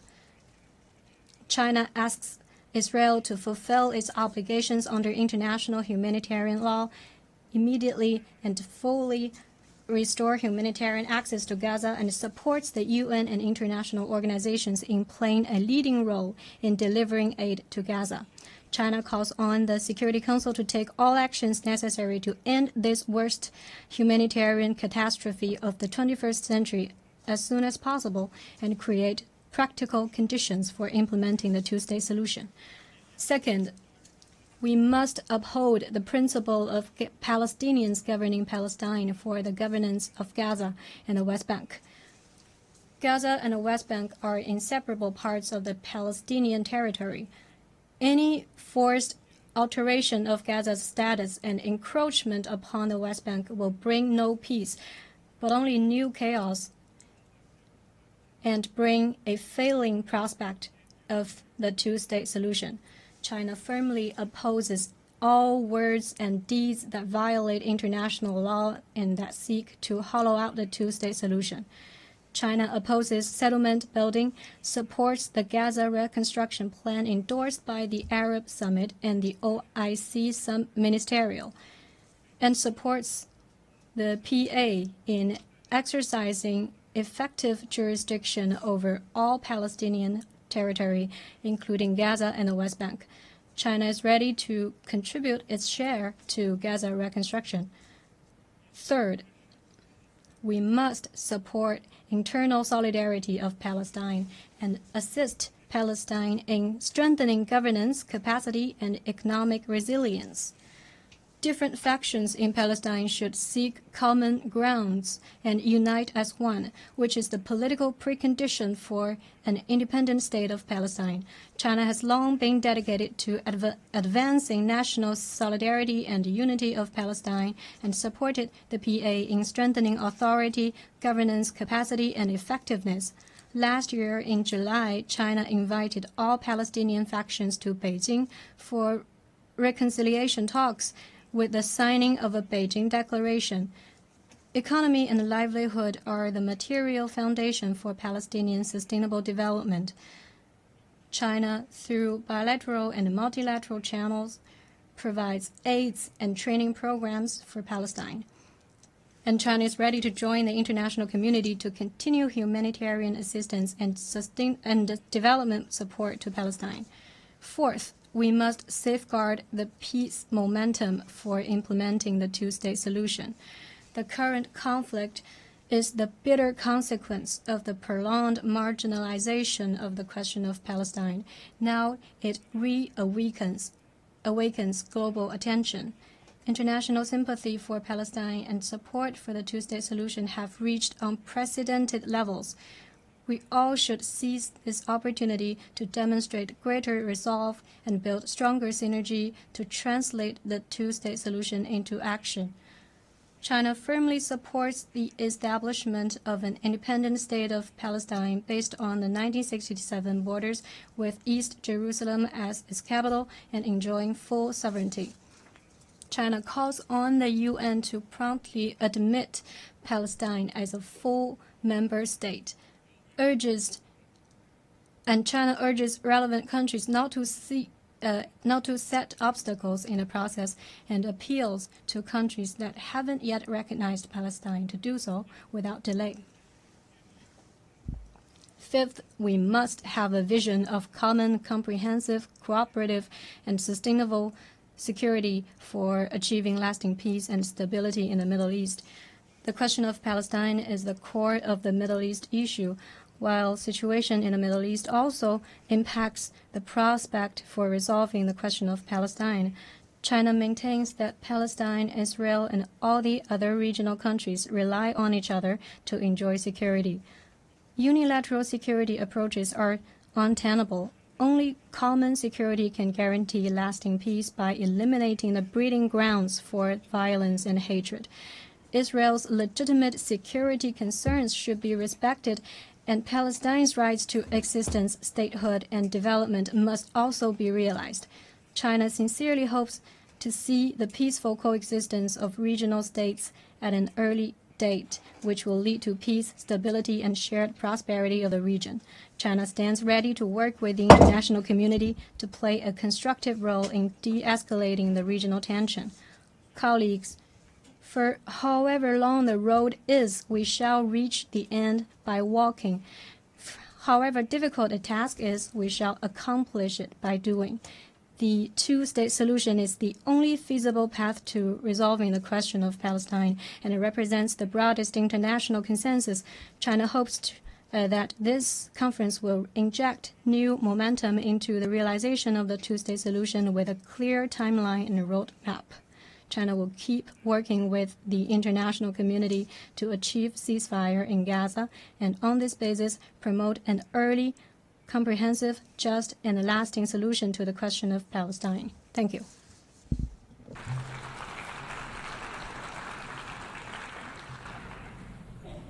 Je remercie. I thank the Special Envoy of the Government of China on the Middle East issue. I now give the floor to His Excellency Armanata Christiawan Nasir, Vice Minister for Foreign Affairs of Indonesia.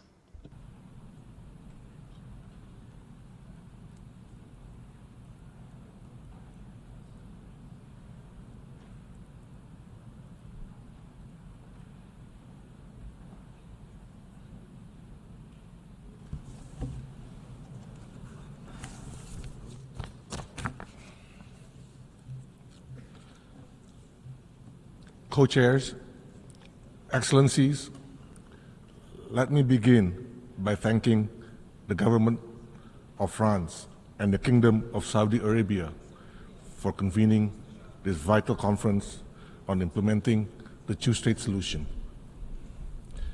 We are here today to stand for humanity, to demand justice for the Palestinian people, to push for a lasting solution to the most protracted conflict in the United Nations history. For over 7 decades, Palestinians have been denied the rights to independence. Today, they are being denied not only for freedom, but the right to live as human beings, the right to exist. Every day, the toll of human suffering rises. Civilians perish while queuing for food. The very fabric of Palestinian society is being torn apart.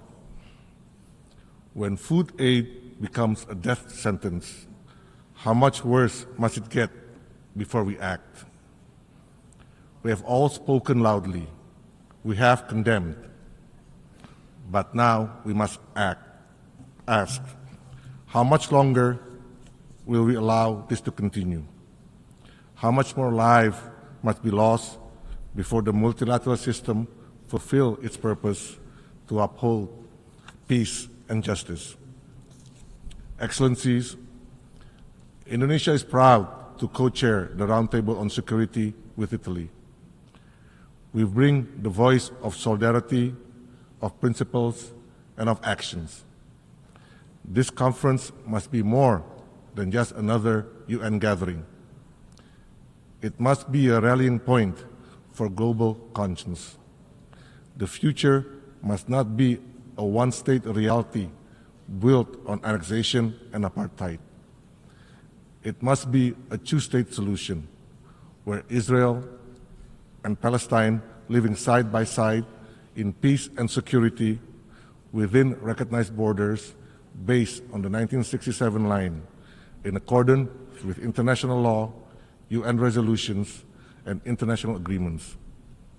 We therefore welcome the joint statement and leadership of nearly 30 countries calling for an end to the war and humanitarian crisis in Gaza. We also welcome other global initiatives supporting the state of Palestine. These efforts must be the spark, not the ceiling of our ambitions. Against this backdrop, let me highlight 3 essential points. First, recognition is not symbolic, it's strategic. Recognizing Palestine is not a favor, it is a duty under international law. To recognize Palestine is to stand for justice. It is to believe in the UN Charter. It is to level the diplomatic playing field. A two-state solution begins with political recognition. Only then can genuine peace negotiation take place. Only then can we end the illegal occupation as confirmed by the International Court of Justice. Second, hostilities must end. A ceasefire is not a tactic. It is a moral imperative. Humanitarian aid must flow. Civilians must be protected for both Palestinians and Israelis. President Prabowo has affirmed Indonesia's readiness to contribute to peace, including through providing personnel to support stabilization force efforts in Gaza under a UN mandate. We are not just advocating for peace. We are ready to help build it on the ground. Third, the future of Palestine must be Palestinian-led. Rebuilding Gaza and shaping its political future must be owned by the Palestinian people. No one can build a state of Palestine, only Palestinians can. Any attempt to forcibly displace them or impose conditions on their sovereignty must be firmly rejected. A strong, unified state of Palestine with full control over its territory, institution, and foundation is the foundation for sustainable peace. Only then can Israel truly be welcomed as a peaceful neighbor in a secure Middle East. Despite the devastation, Indonesia continues to invest in the Palestinian youth, particularly through education, because we believe one day these young people will lead a free, democratic, and sovereign Palestine. Excellencies, the time has come for decisive, irreversible steps to realize the two-state solutions. Indonesia stands ready to work with all countries to this end. I thank you.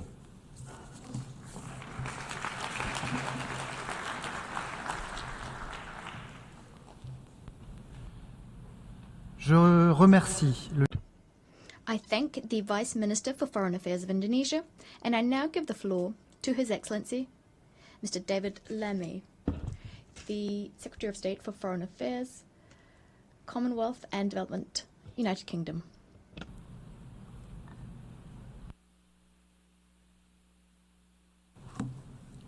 Well, thank you, Chair. We gather today at a dark moment. 660 days since the Israeli hostages were first cruelly taken by Hamas terrorists.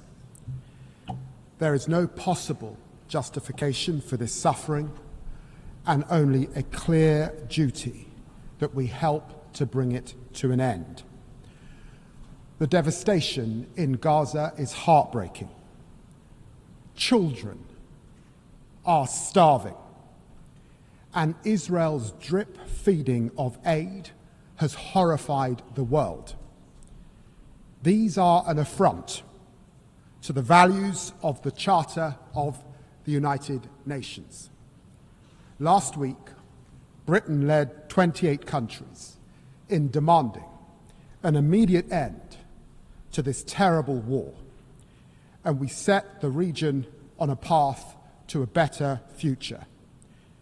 That requires not just an immediate ceasefire, but a plan to make it last.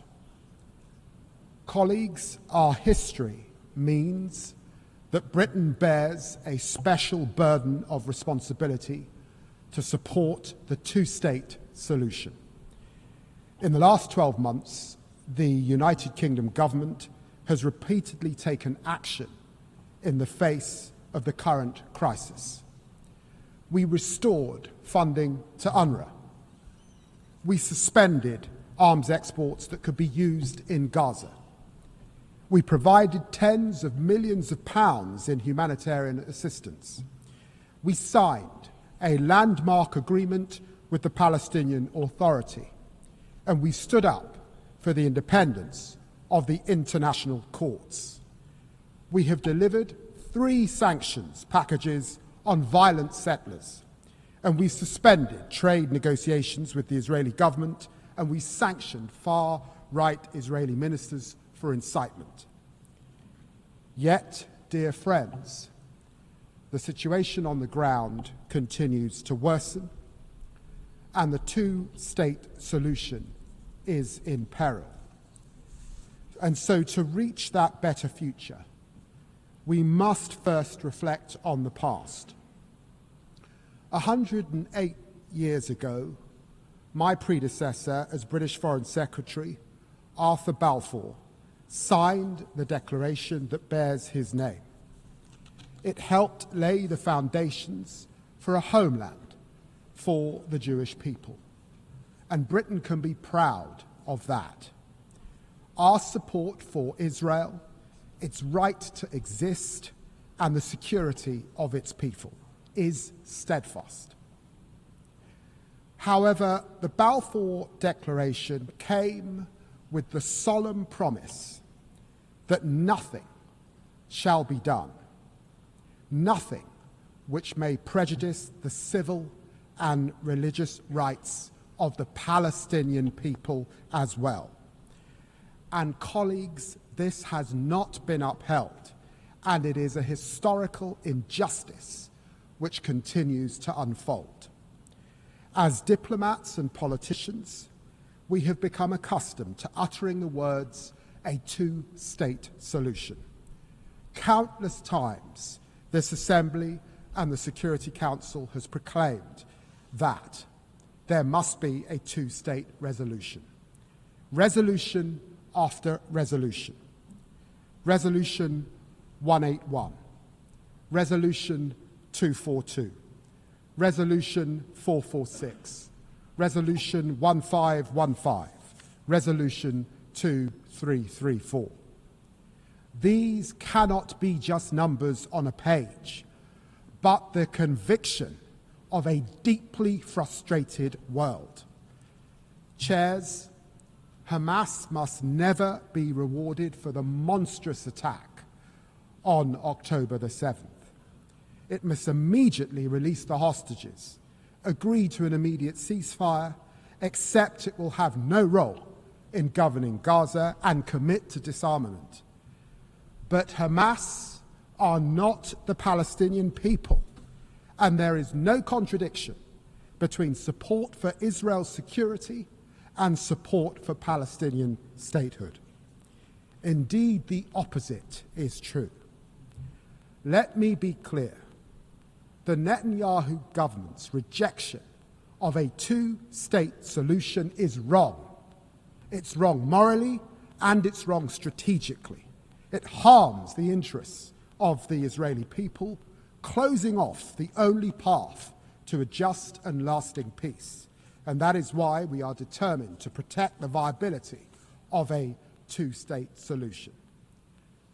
And so it is with the hand of history on our shoulders that His Majesty's government therefore intends to recognize the state of Palestine when the UN General Assembly gathers in September here in New York.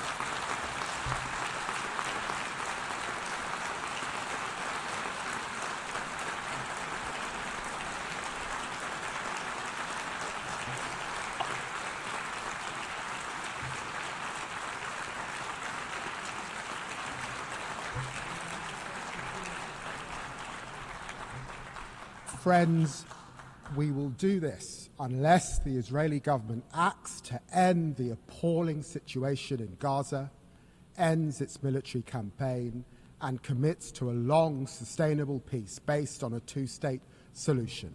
Our demands on Hamas also remain absolute and unwavering. Before the UN General Assembly gathers, we will take stock of how far the parties have come in meeting these steps. No one side will have a veto on recognition through their actions or inactions. But recognition by itself will not change the situation on the ground. That is why we are taking immediate steps as well, like airdropping humanitarian supplies along with our partners in Jordan, getting injured children into British hospitals, and pressing for the resumption of the United Nations humanitarian assistance. We also believe that a lasting ceasefire requires urgent progress on governance and security in Gaza. We are therefore working with allies on a plan for long-term political negotiations and a two-state solution. Chair, there is no better vision for the future of the region than two states. Israelis living within secure borders, recognized and at peace with their neighbors, free from the threat of terrorism, and Palestinians living in their own state in dignity and security, free of occupation. The decades-long conflict between Israelis and Palestinians cannot be managed or contained. It must now be resolved. Britain is ready to play its full and historic part. Thank you very much.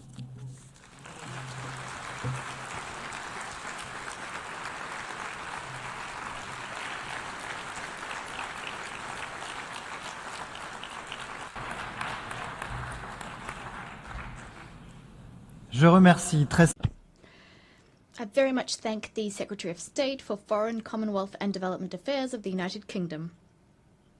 I now give the floor to His Excellency Mr. Nuh Yilmaz, Deputy Minister for Foreign Affairs of Turkey.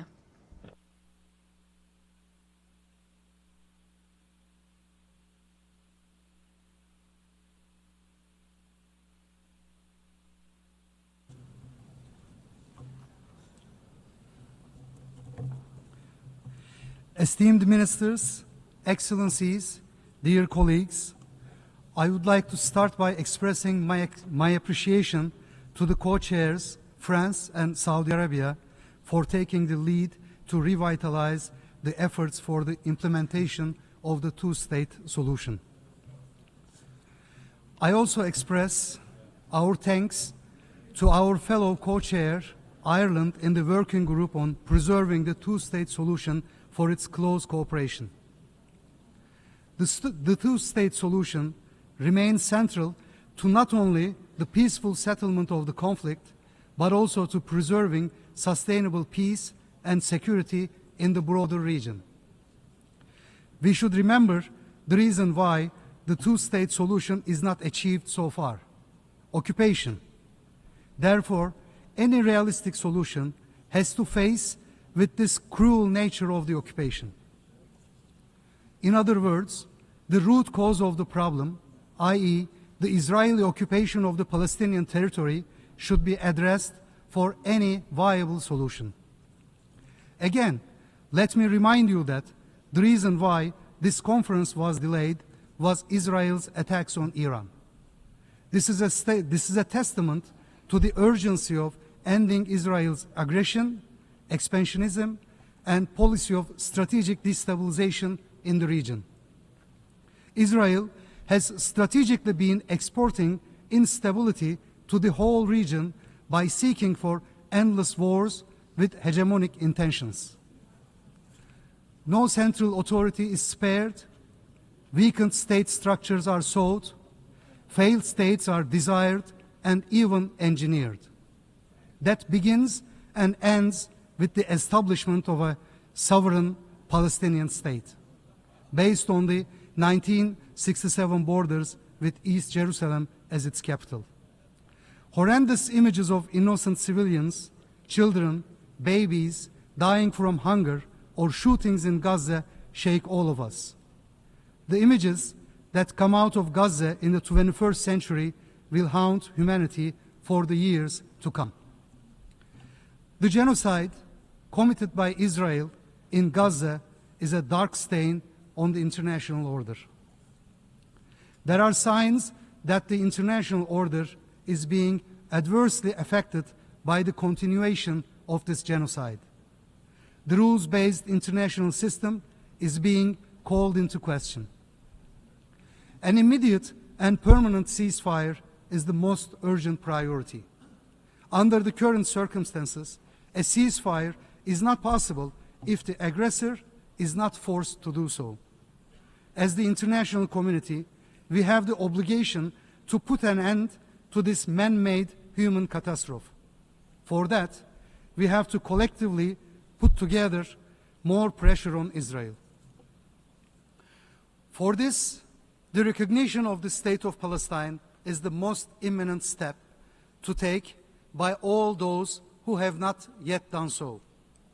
Within this framework, we welcome all recent moves for recognition. Aside from these urgent political steps, we should also help the Palestinian Authority in capacity building in all possible ways. In parallel to that, reconstruction efforts must be started without delay. The Arab Reconstruction Plan is the only viable plan for the reconstruction of Gaza. Turkey stands ready to contribute actively to these efforts. We stand at a critical moment. Yes, Palestine needs economic support, capacity building, empowering, trade, and any kind of material and moral support. Yet, we must all understand that this is not enough. Palestine needs more. Palestine needs strong and concrete political solidarity that should go hand in hand with coercive measures such as a UN ban on transfers of arms, as well as halting trade with the aggressor. Israel continues to enable illegal settlements. It even goes beyond, with its government chanting openly and loudly for the annexation of Palestinian territories.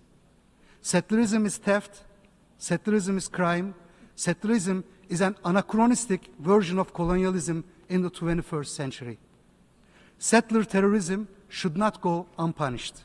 Settlers and their enablers must face consequences.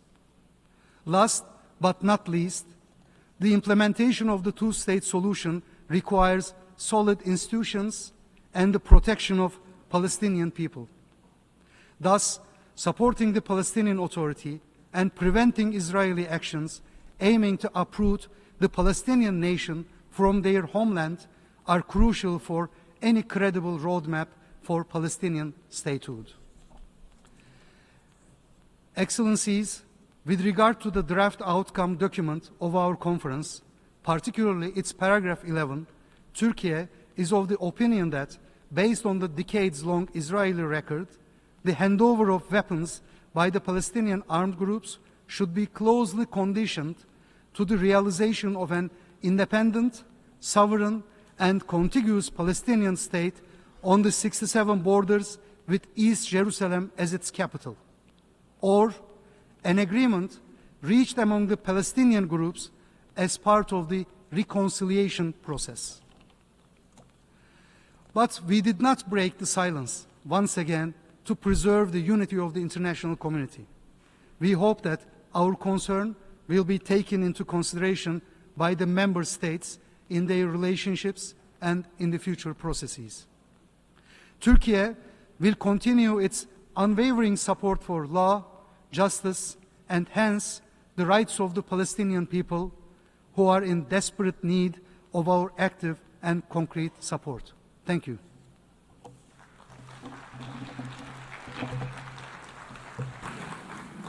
أشكر معالي نائب وزير. I thank His Excellency the Vice Minister of Turkey, and I now give the floor to Mr. Emir Higgins, the Minister of Ireland. Thank you very much. And I would like to begin by thanking our co-chairs, France and Saudi Arabia, for bringing us together today for this important and historic day. On behalf of Ireland, I reaffirm our unequivocal support for advancing the two-state solution. I endorse the conference outcome document, and I encourage other UN members to do the same. I welcome the announcement by France that it will recognise the State of Palestine, and I acknowledge the statement we've just heard from the United Kingdom. As we meet here today, Palestinians in Gaza are enduring unconscionable suffering. The humanitarian situation has reached catastrophic levels. Mass starvation is spreading across the Gaza Strip. Babies are dying because of a man-made famine. Violence, thirst, starvation are killing people every day. We are seeing the destruction of homes, of hospitals, of lives. The July IPC hunger classification, which was published today, tells us the worst-case scenario of famine is now unfolding in Gaza. The humanitarian system in Palestine is crumbling right when it is needed the most. Israeli hostages remain in captivity with immense suffering for them and their families, and let me reiterate Ireland's unequivocal condemnation of the heinous terrorist attack by Hamas on Israel on the 7th of October. We urgently need to see a ceasefire, and we urgently need to see the release of all hostages. I thank Egypt, Qatar, and the United States for their efforts in securing progress as mediators. There must be an influx of life-saving aid to the people of Gaza. Humanitarian pauses and corridors are long overdue, and they are the bare minimum of what is required. Israel must let aid enter Gaza in sufficient quantities and let the UN and humanitarian organisations do their life-saving work. But instead, people are being killed trying to access aid. Children are starving before our eyes. Aid workers have been killed. This appalling situation shames us all. It is an affront to our common humanity, and it is an affront to the charter of this very organisation.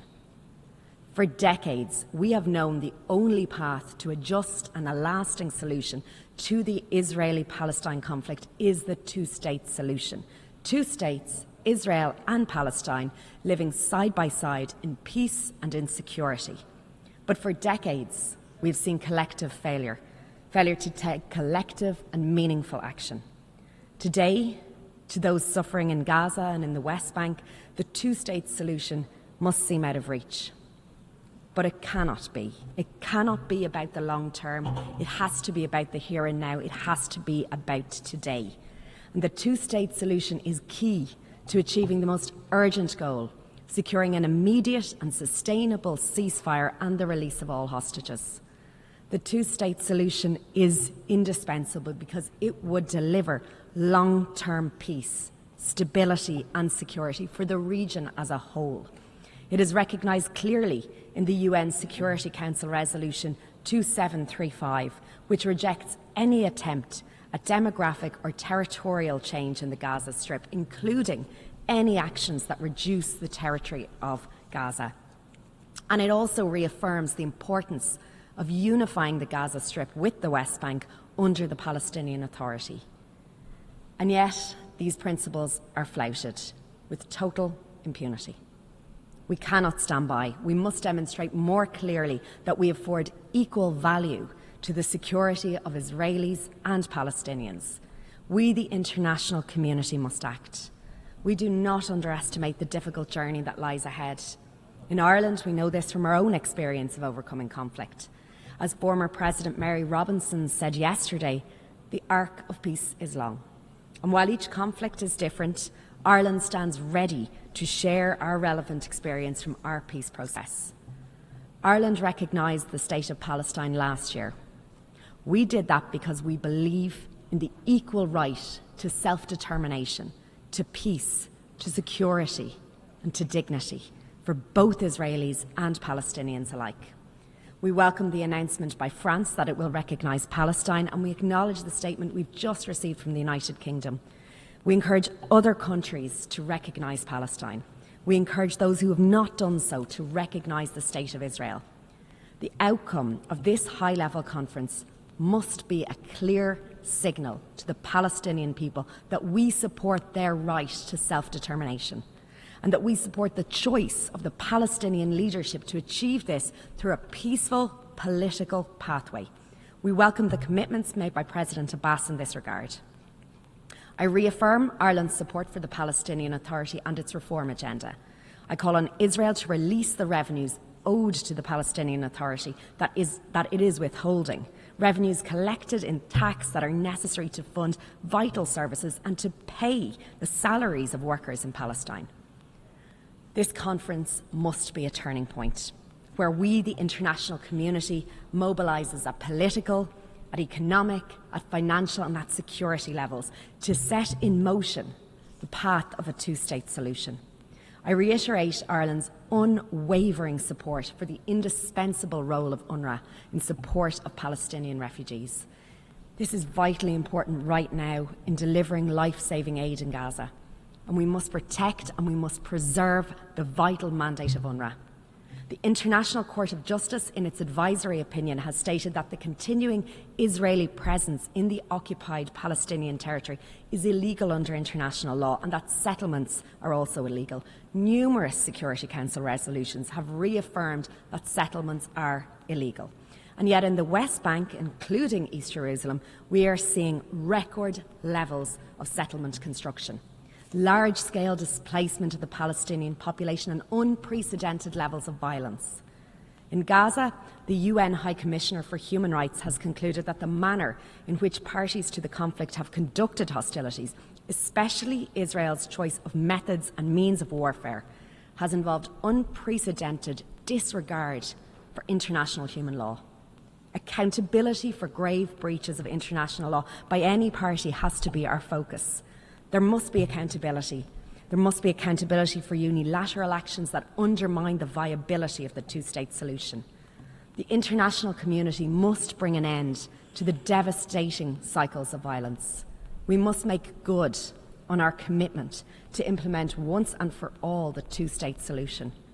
The outcome document will chart a path forward to secure peace and security for Israelis and Palestinians alike. And now we must seize this opportunity before it is too late. Thank you.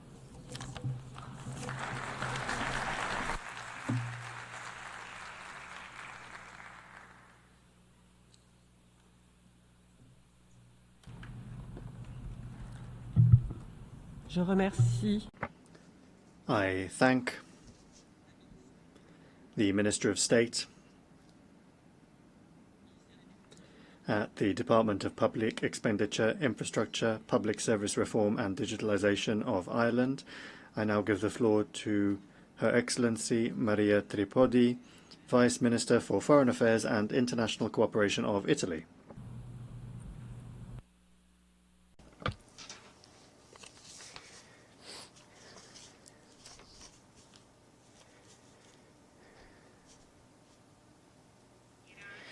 Thank you. Mr. President of the General Assembly, dear delegates, excellencies, the continuation of military operations, the grave humanitarian conditions in Gaza, and the stalemate in negotiations continue to severely test regional stability. Reaching a ceasefire, the release of hostages, and the resumption of adequate humanitarian assistance are urgent priorities, a prerequisite for any development of a peace process in the Middle East. With this conference, we testify the importance of working toward the day after, a day after based on the two-state solution, which fulfills the aspirations and needs of both Israelis and Palestinians and can bring stability to the entire region, ending the cycle of violence that has plagued the Middle East for decades. Stability that must represent one of the main objectives of our action as an international community, because it opens up prospects for development and integration at all levels, economic, social, and cultural, that ensue for the region. It is essential to continue to work toward the realization of the two-state solution, and as it is equally essential to safeguard its foundations. To help promote a just and lasting two-state solution, Italy has decided to participate actively with commitment and determination in the work of this conference, co-chairing, together with Indonesia, the Working Group on Security. Responding to the security needs of both Israelis and Palestinians remains at the heart of the two-state vision. It is a prerequisite for political progress and a key element for the sustainability of any long-term solution. Even in this perspective, Italy supports a stabilization mission in Gaza and a monitoring mission in the West Bank. International protection led by the UN make the path toward a non-militarized Palestinian state viable. In this regard, Italy appreciates the openness and commitment of the Palestinian Authority to finding a solution that is also acceptable to Israel. Our approach has been to ensure inclusiveness and balance, always keeping in mind the perspectives and the security needs of both sides. Italy is ready to do its part to accompany Israel and the future Palestinian state on this path. Only with a Gaza freed from Hamas and reunified with the West Bank under a strengthened and reformed Palestinian Authority can a future of peace and prosperity be guaranteed for the region. Italian action is based precisely on these premises. Since the start of the conflict, Italy has mobilized 110 million euros for the Gaza crisis and the development in the West Bank. Within the Food for Gaza initiative, which counts on the support of both Israelis and Palestinians, we have worked to deliver humanitarian aid to the civilian population. Excellencies, distinguished delegates, I would also like to recall that in this solemn assembly, Italy's commitment in the medical field, thanks to which we were able to bring 150 children in need of medical assistance along with their caregivers. Last week, Italy wholeheartedly endorsed, together with another 30 other partners, a joint declaration on Gaza and the occupied Palestinian territories, in which we reiterated the condemnation of restrictions on the flow of humanitarian aid. In the declaration, we underscore the importance of avoiding actions that could undermine the two-state solution, with particular attention to the West Bank, which is an essential premise to it.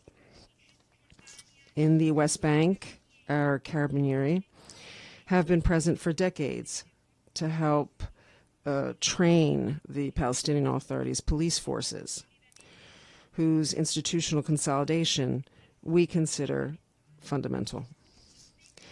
Our support to the Palestinian Authority also comes through our participation in the processes of the European Union, which approved a program worth 1.6 billion euros to help the Palestinian Authority provide services to the civilian population, as well as to facilitate the economic recovery of the Gaza Strip and the West Bank and support their private sector. In conclusion, the work of this conference reminds us that achieving the two-state solution requires a complex and structured effort that must aim to build mutual trust between both sides, a trust that is, to our minds, the only real guarantee of a lasting and stable peace. Thank you.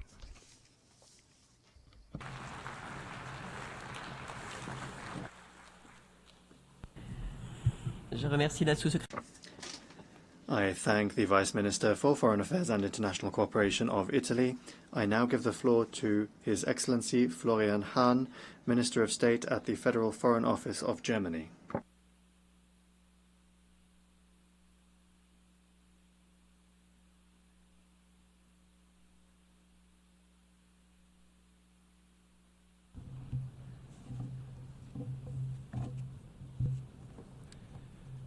Co-chairs Excellencies, ladies and gentlemen, let me start by thanking France and Saudi Arabia for convening this important conference.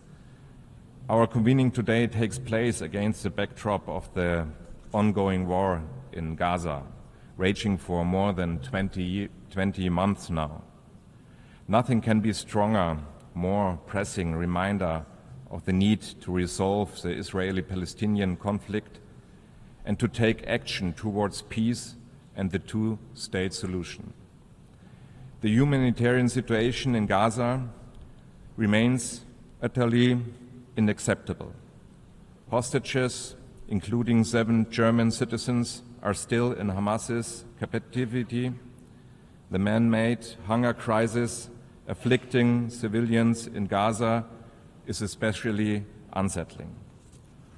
All this will have irreversible consequences for generations. Germany, therefore, demands immediate, safe, rapid, unhindered, and sustained access by the UN and humanitarian organizations, an immediate ceasefire, and the unconditional release of hostages now. More than 600 trucks are waiting in Al-Arish at the Egyptian border alone, and Germany committed up to $350 million in humanitarian assistance since October 2023 to operations in the Palestinian territories. Ladies and gentlemen, Germany will always be unbreakably committed towards security of the State of Israel and its people. And it is our firm conviction that ultimately only the two-state solution with a Palestinian state existing side by side in peace and security will guarantee Israel's existence as a Jewish and democratic state. Or to put it in other words, all people in the region have to be able to live without fear and in dignity. After the horrendous terrorist attack of Hamas on the 7th October and the brutal war that followed since 20 months, one thing is clear. Managing the conflict is not longer an option. We finally need to solve it. The suffering of people has to end. We therefore appreciate that discussions on the day after in Gaza are a key part on this conference. As Germany, we suggest the following. First, Hamas must neither govern Gaza nor be a threat to Israel. For this reason, we stand ready to help providing security by concrete measures, including through EU missions such as UBAM, Rafah, and UPOL COPS, and support to the United States Security Coordinator for Israel and Palestinian Authority. We do this in cash and in kind. Second, we welcome the Arab plan for the day after. Any day after plan needs local Palestinian and Arab ownership. Gaza belongs to the Palestinians and must be rebuilt. Third, we state loud and clear that the Palestinian Authority, as sole legitimate representative of the Palestinian people, must play the key role in the future governance arrangement. For this reason, let me confirm that Germany stands ready to play an important role in the reconstruction of Gaza and supports the international efforts of Egypt and other partners. We are considering to co-convene a reconstruction conference soon after the ceasefire is achieved. Ladies and gentlemen, it is our clear policy to protect the viability of the two-state solution. We push back against any attempt to weaken or destroy it, be it on the ground or in the political sphere. For this reason, 3 legal arguments in line with long-standing EU positions are key to our policy. First, we do not and will not recognize any changes to the 1967 borders unless agreed upon by the parties. Second, we consider Israeli settlements in the occupied territories unlawful and a serious obstacle to peace. Third, we respect the ICJ's advisory opinion of the 19th July 2024 and act in line with its stipulations. Ultimately, we want to see an independent, democratic, and viable Palestinian state existing side by side in peace and security with Israel. 2 remarks. This state needs to be built, not just declared. The building of this state has to be made possible, not impossible. For this reason, we contribute every single day in cash and in kind to building the foundations of the future Palestinian state. First, the total value of our ongoing bilateral development cooperation with the Palestinian Authority amounts to more than $1 billion in total. We work for better institutions, efficient Palestinian municipalities, and improved water services and infrastructure. Second, we strengthen the Palestinian economy through education, vocational training, and the work programs, and we call on Israel to release this tax revenue which belong to the Palestinian Authority under the provisions of the Paris Protocol. Third, we support civil society, peace building, dialogue, and shared society initiatives that pave the way for a better understanding of both societies. Joint narratives for peace are more important than ever. Ladies and gentlemen, even if it seems like a very remote perspective, while there is a war in Gaza and while there are very negative trends in the West Bank, a two-state solution must be negotiated by Israel and the Palestinians. As Germany, we have said to recognize a Palestinian state rather at the end of such negotiations. This is still our position, but we do see that Israeli policies are currently pointing in the opposite direction. This is utterly wrong and not serving Israel's long-term security interests. We therefore urge Israel to engage in the political process for a two-state solution, which is launched with the conference today. This is a way to achieve lasting peace and lasting security. Thank you very much.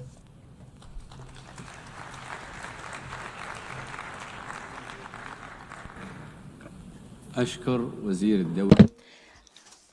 thank His Excellency, the Minister of State of Germany, and now give the floor to Her Excellency Minna-Lina Lind, Deputy Minister for Foreign Affairs of Estonia.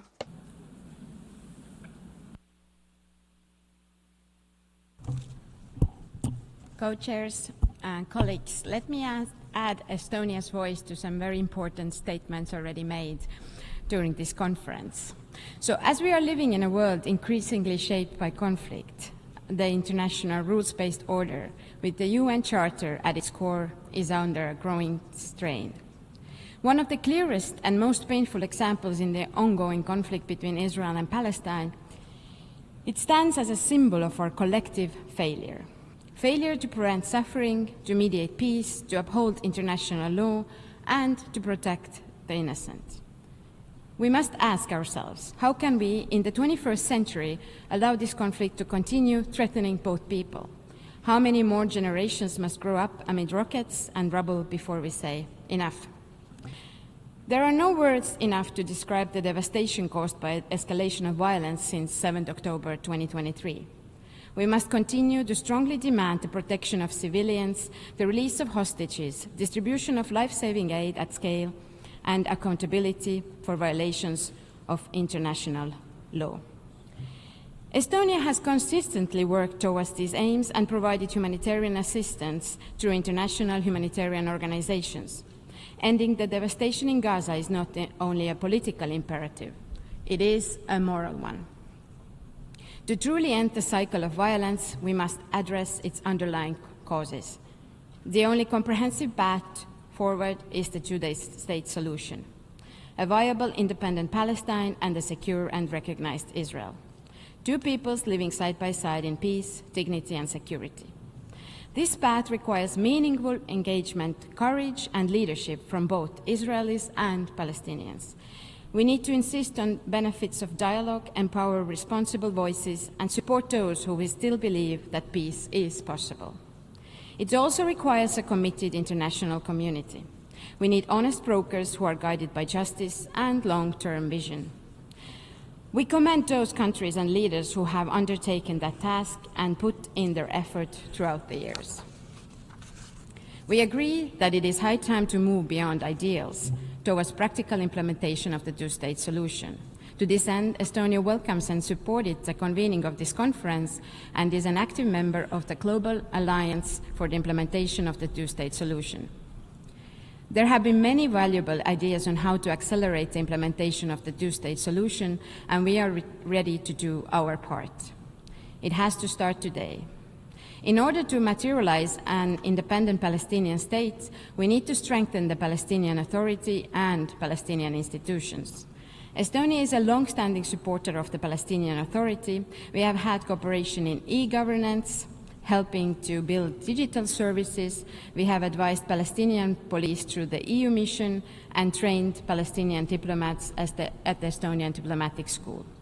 We will continue to support the Palestinian Authority and its reform agenda.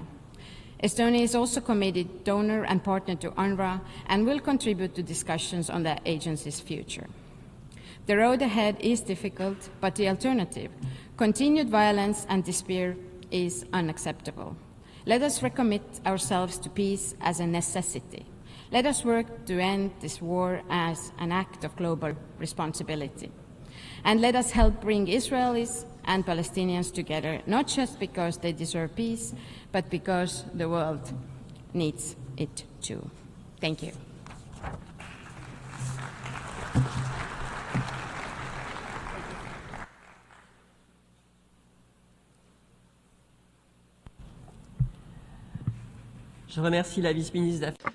I thank the Deputy Minister for Foreign Affairs of Estonia, and I now give the floor to His Excellency Herbert Scheibner, Special Envoy of the Republic of Austria for the Two-State Solution Conference.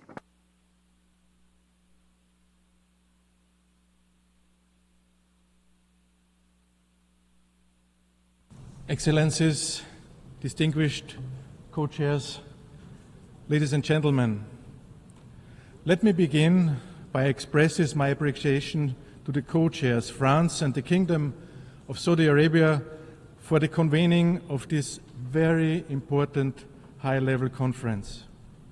Austria remains firmly committed to a comprehensive, just and lasting peace in the Middle East, a peace in which two democratic states, Israel and Palestine, live side by side in peace and security within secure and international recognized borders. But we are not here to merely reaffirm long-held positions. We are here to support concrete progress for real steps toward the implementation of the two-state solution. Sadly, the already distant prospects for a lasting peace have moved even further out of reach ever since the horrendous terror attack by Hamas on 7th of October. And we should never forget this. As a first and crucial step towards resuming a credible peace process, the war in Gaza must end right now. To this end, Austria calls for an immediate ceasefire in line with UN Security Council's resolutions 2735, leading to a permanent end of hostilities. Hamas must unconditionally release all remaining hostages with dignity. Taking them was a crime, a terroristic act that should never have been committed. At the same time, the humanitarian situation in Gaza is nothing less than apocalyptic. Too many civilians, too many children have lost their lives in vain. The suffering of the civilian population must stop. Abiding by international humanitarian law is not optional. In an effort to alleviate the dire crisis, Austria has provided over 67 million euro in humanitarian aid to Gaza and the conflict-ridden region since hostilities began. We welcome the understanding reached between the European Union and Israel to significantly improve the distribution of aid and call for its full and swift implementation. Moreover, the United Nations and the ICRC must be fully involved in the distribution of aid, a mechanism that does not comply with the humanitarian principles and puts vulnerable people at risk, defies its own purpose. The reported killing of over 1,000 Palestinians seeking aid is horrifying and unacceptable. Stabilizing both the security and humanitarian situations is a prerequisite for a second phase, the medium-term perspective. This second step is the reconstruction effort and economic support. For us, it's clear. Gaza is and will remain Palestinian. Any calls for displacement or annexation of Palestinian legal land are illegal and will not only lead to more chaos and violence in the region. But the most difficult question remains: how can a pragmatic and realistic governance arrangement be ensured for Gaza under the Palestinian Authority, in which Hamas plays no role and is fully disarmed, posing no threat to Israel? Austria welcomes the initiative of the Arab countries to present a plan for the reconstruction of Gaza. We will continue to support this plan and stand ready to contribute to its financing when the time comes for its implementation. Austria, also via the European Union, will continue to support the Palestinian Authority to help it address its most pressing needs, build international capacities, and implement its reform agenda. A strong Palestinian Authority is also in the interest of Israel.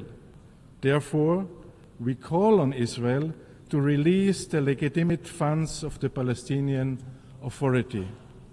Finally, on the long-term perspectives for a two-state solution. While this conference is of course an important contribution, a negotiated solution remains the only sustainable path that is in the interest of both parties. Austria therefore calls for the swift resumption of credible negotiations between the parties. Austria continues to support the Palestinian people's right to self-determination and the establishment of a democratic, viable and continuous Palestinian state. In this regard, Austria will not recognize any changes to the 1967 borders unless agreed by the parties. Austria rejects any unilateral attempts to undermine the prospects for a two-state solution. The expansion of settlements in the occupied Palestinian territories is a clear violation of international law and an obstacle to peace. We demand that Israel holds all construction of additional settlements. The legitimate security concerns of Israel must represent a key consideration of any process leading to a two-state solution. All actors in the region must clearly reject any kind of terrorism. Excellencies, Austria's commitment to peace is unwavering. The international community has a clear role to play, to enable, to support, and to hold all parties accountable. You ever can count on Austria to continue to stand always on the side of peace. Thank you very much.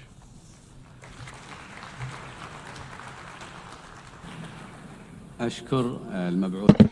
I thank the special envoy of the Republic of Austria for the two-state solution conference. I now give the floor to His Excellency Arjos Ursuljiks, Parliamentary Secretary of the Ministry for Foreign Affairs of Latvia.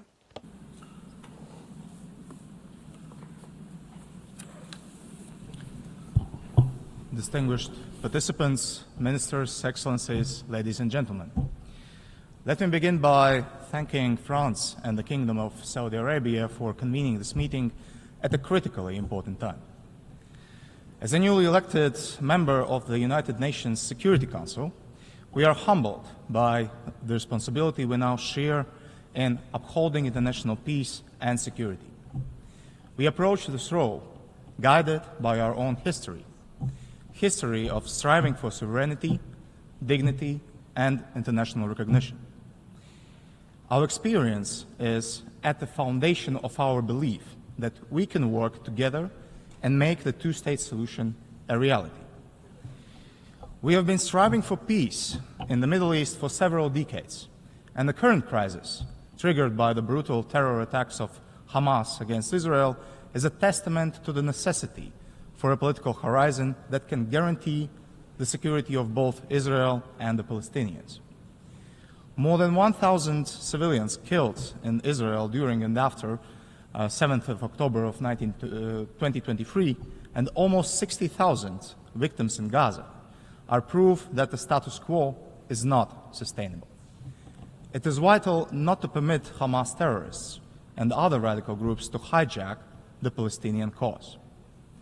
Therefore, Latvia joins the international community in calling for immediate release of all hostages without preconditions, immediate return to the ceasefire, and ensuring supplying humanitarian aid at scale. Unfortunately, humanitarian situation in Gaza continues to spiral. Reports about civilian killings in Gaza while attempting to receive humanitarian assistance are deeply worrying and require immediate and independent investigation. Therefore, all efforts to expand humanitarian access to Gaza must be implemented swiftly and fully. The current crisis cements Latvia's firm belief that the only path to sustainable peace is through upholding international law, including international humanitarian law and the principles of UN Charter, in the Middle East and in other ongoing wars around the globe. We can build upon the Peace Day effort, expanding its focus beyond the day after to formulate concrete steps that will lead to the lasting solution. Meanwhile, it is essential to provide political and practical support for the legitimate Palestinian authorities, which the European Union, including Latvia, has strived to do for many decades. This should bolster the standing of Palestinian representation in potential peace talks and prepare the way for democratic elections in Palestine that should result in a government that has a strong mandate for negotiations towards a lasting, peaceful settlement. And in this regard, we welcome the intention of President Abbas to hold elections for a new Palestinian National Council before the end of the year. Latvia believes that the two-state solution must not be only a slogan. It must be a common goal for both sides and also for international community. Two-state solution also means recognizing Israel's right to exist as a state, and it is also a name that leads to mutual recognition and practical guarantees for both sides, because the alternative is further cycles of more destructive violence and radicalization.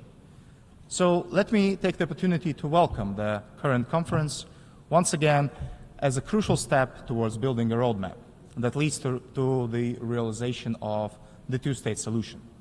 This should lead to direct negotiations guided by international law and relevant United Nations Security Council resolutions, resulting in two states living side by side in peace and security. Thank you.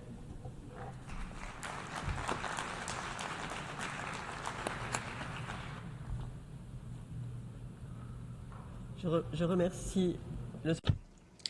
I thank the Parliamentary Secretary of the Ministry of Foreign Affairs of Latvia.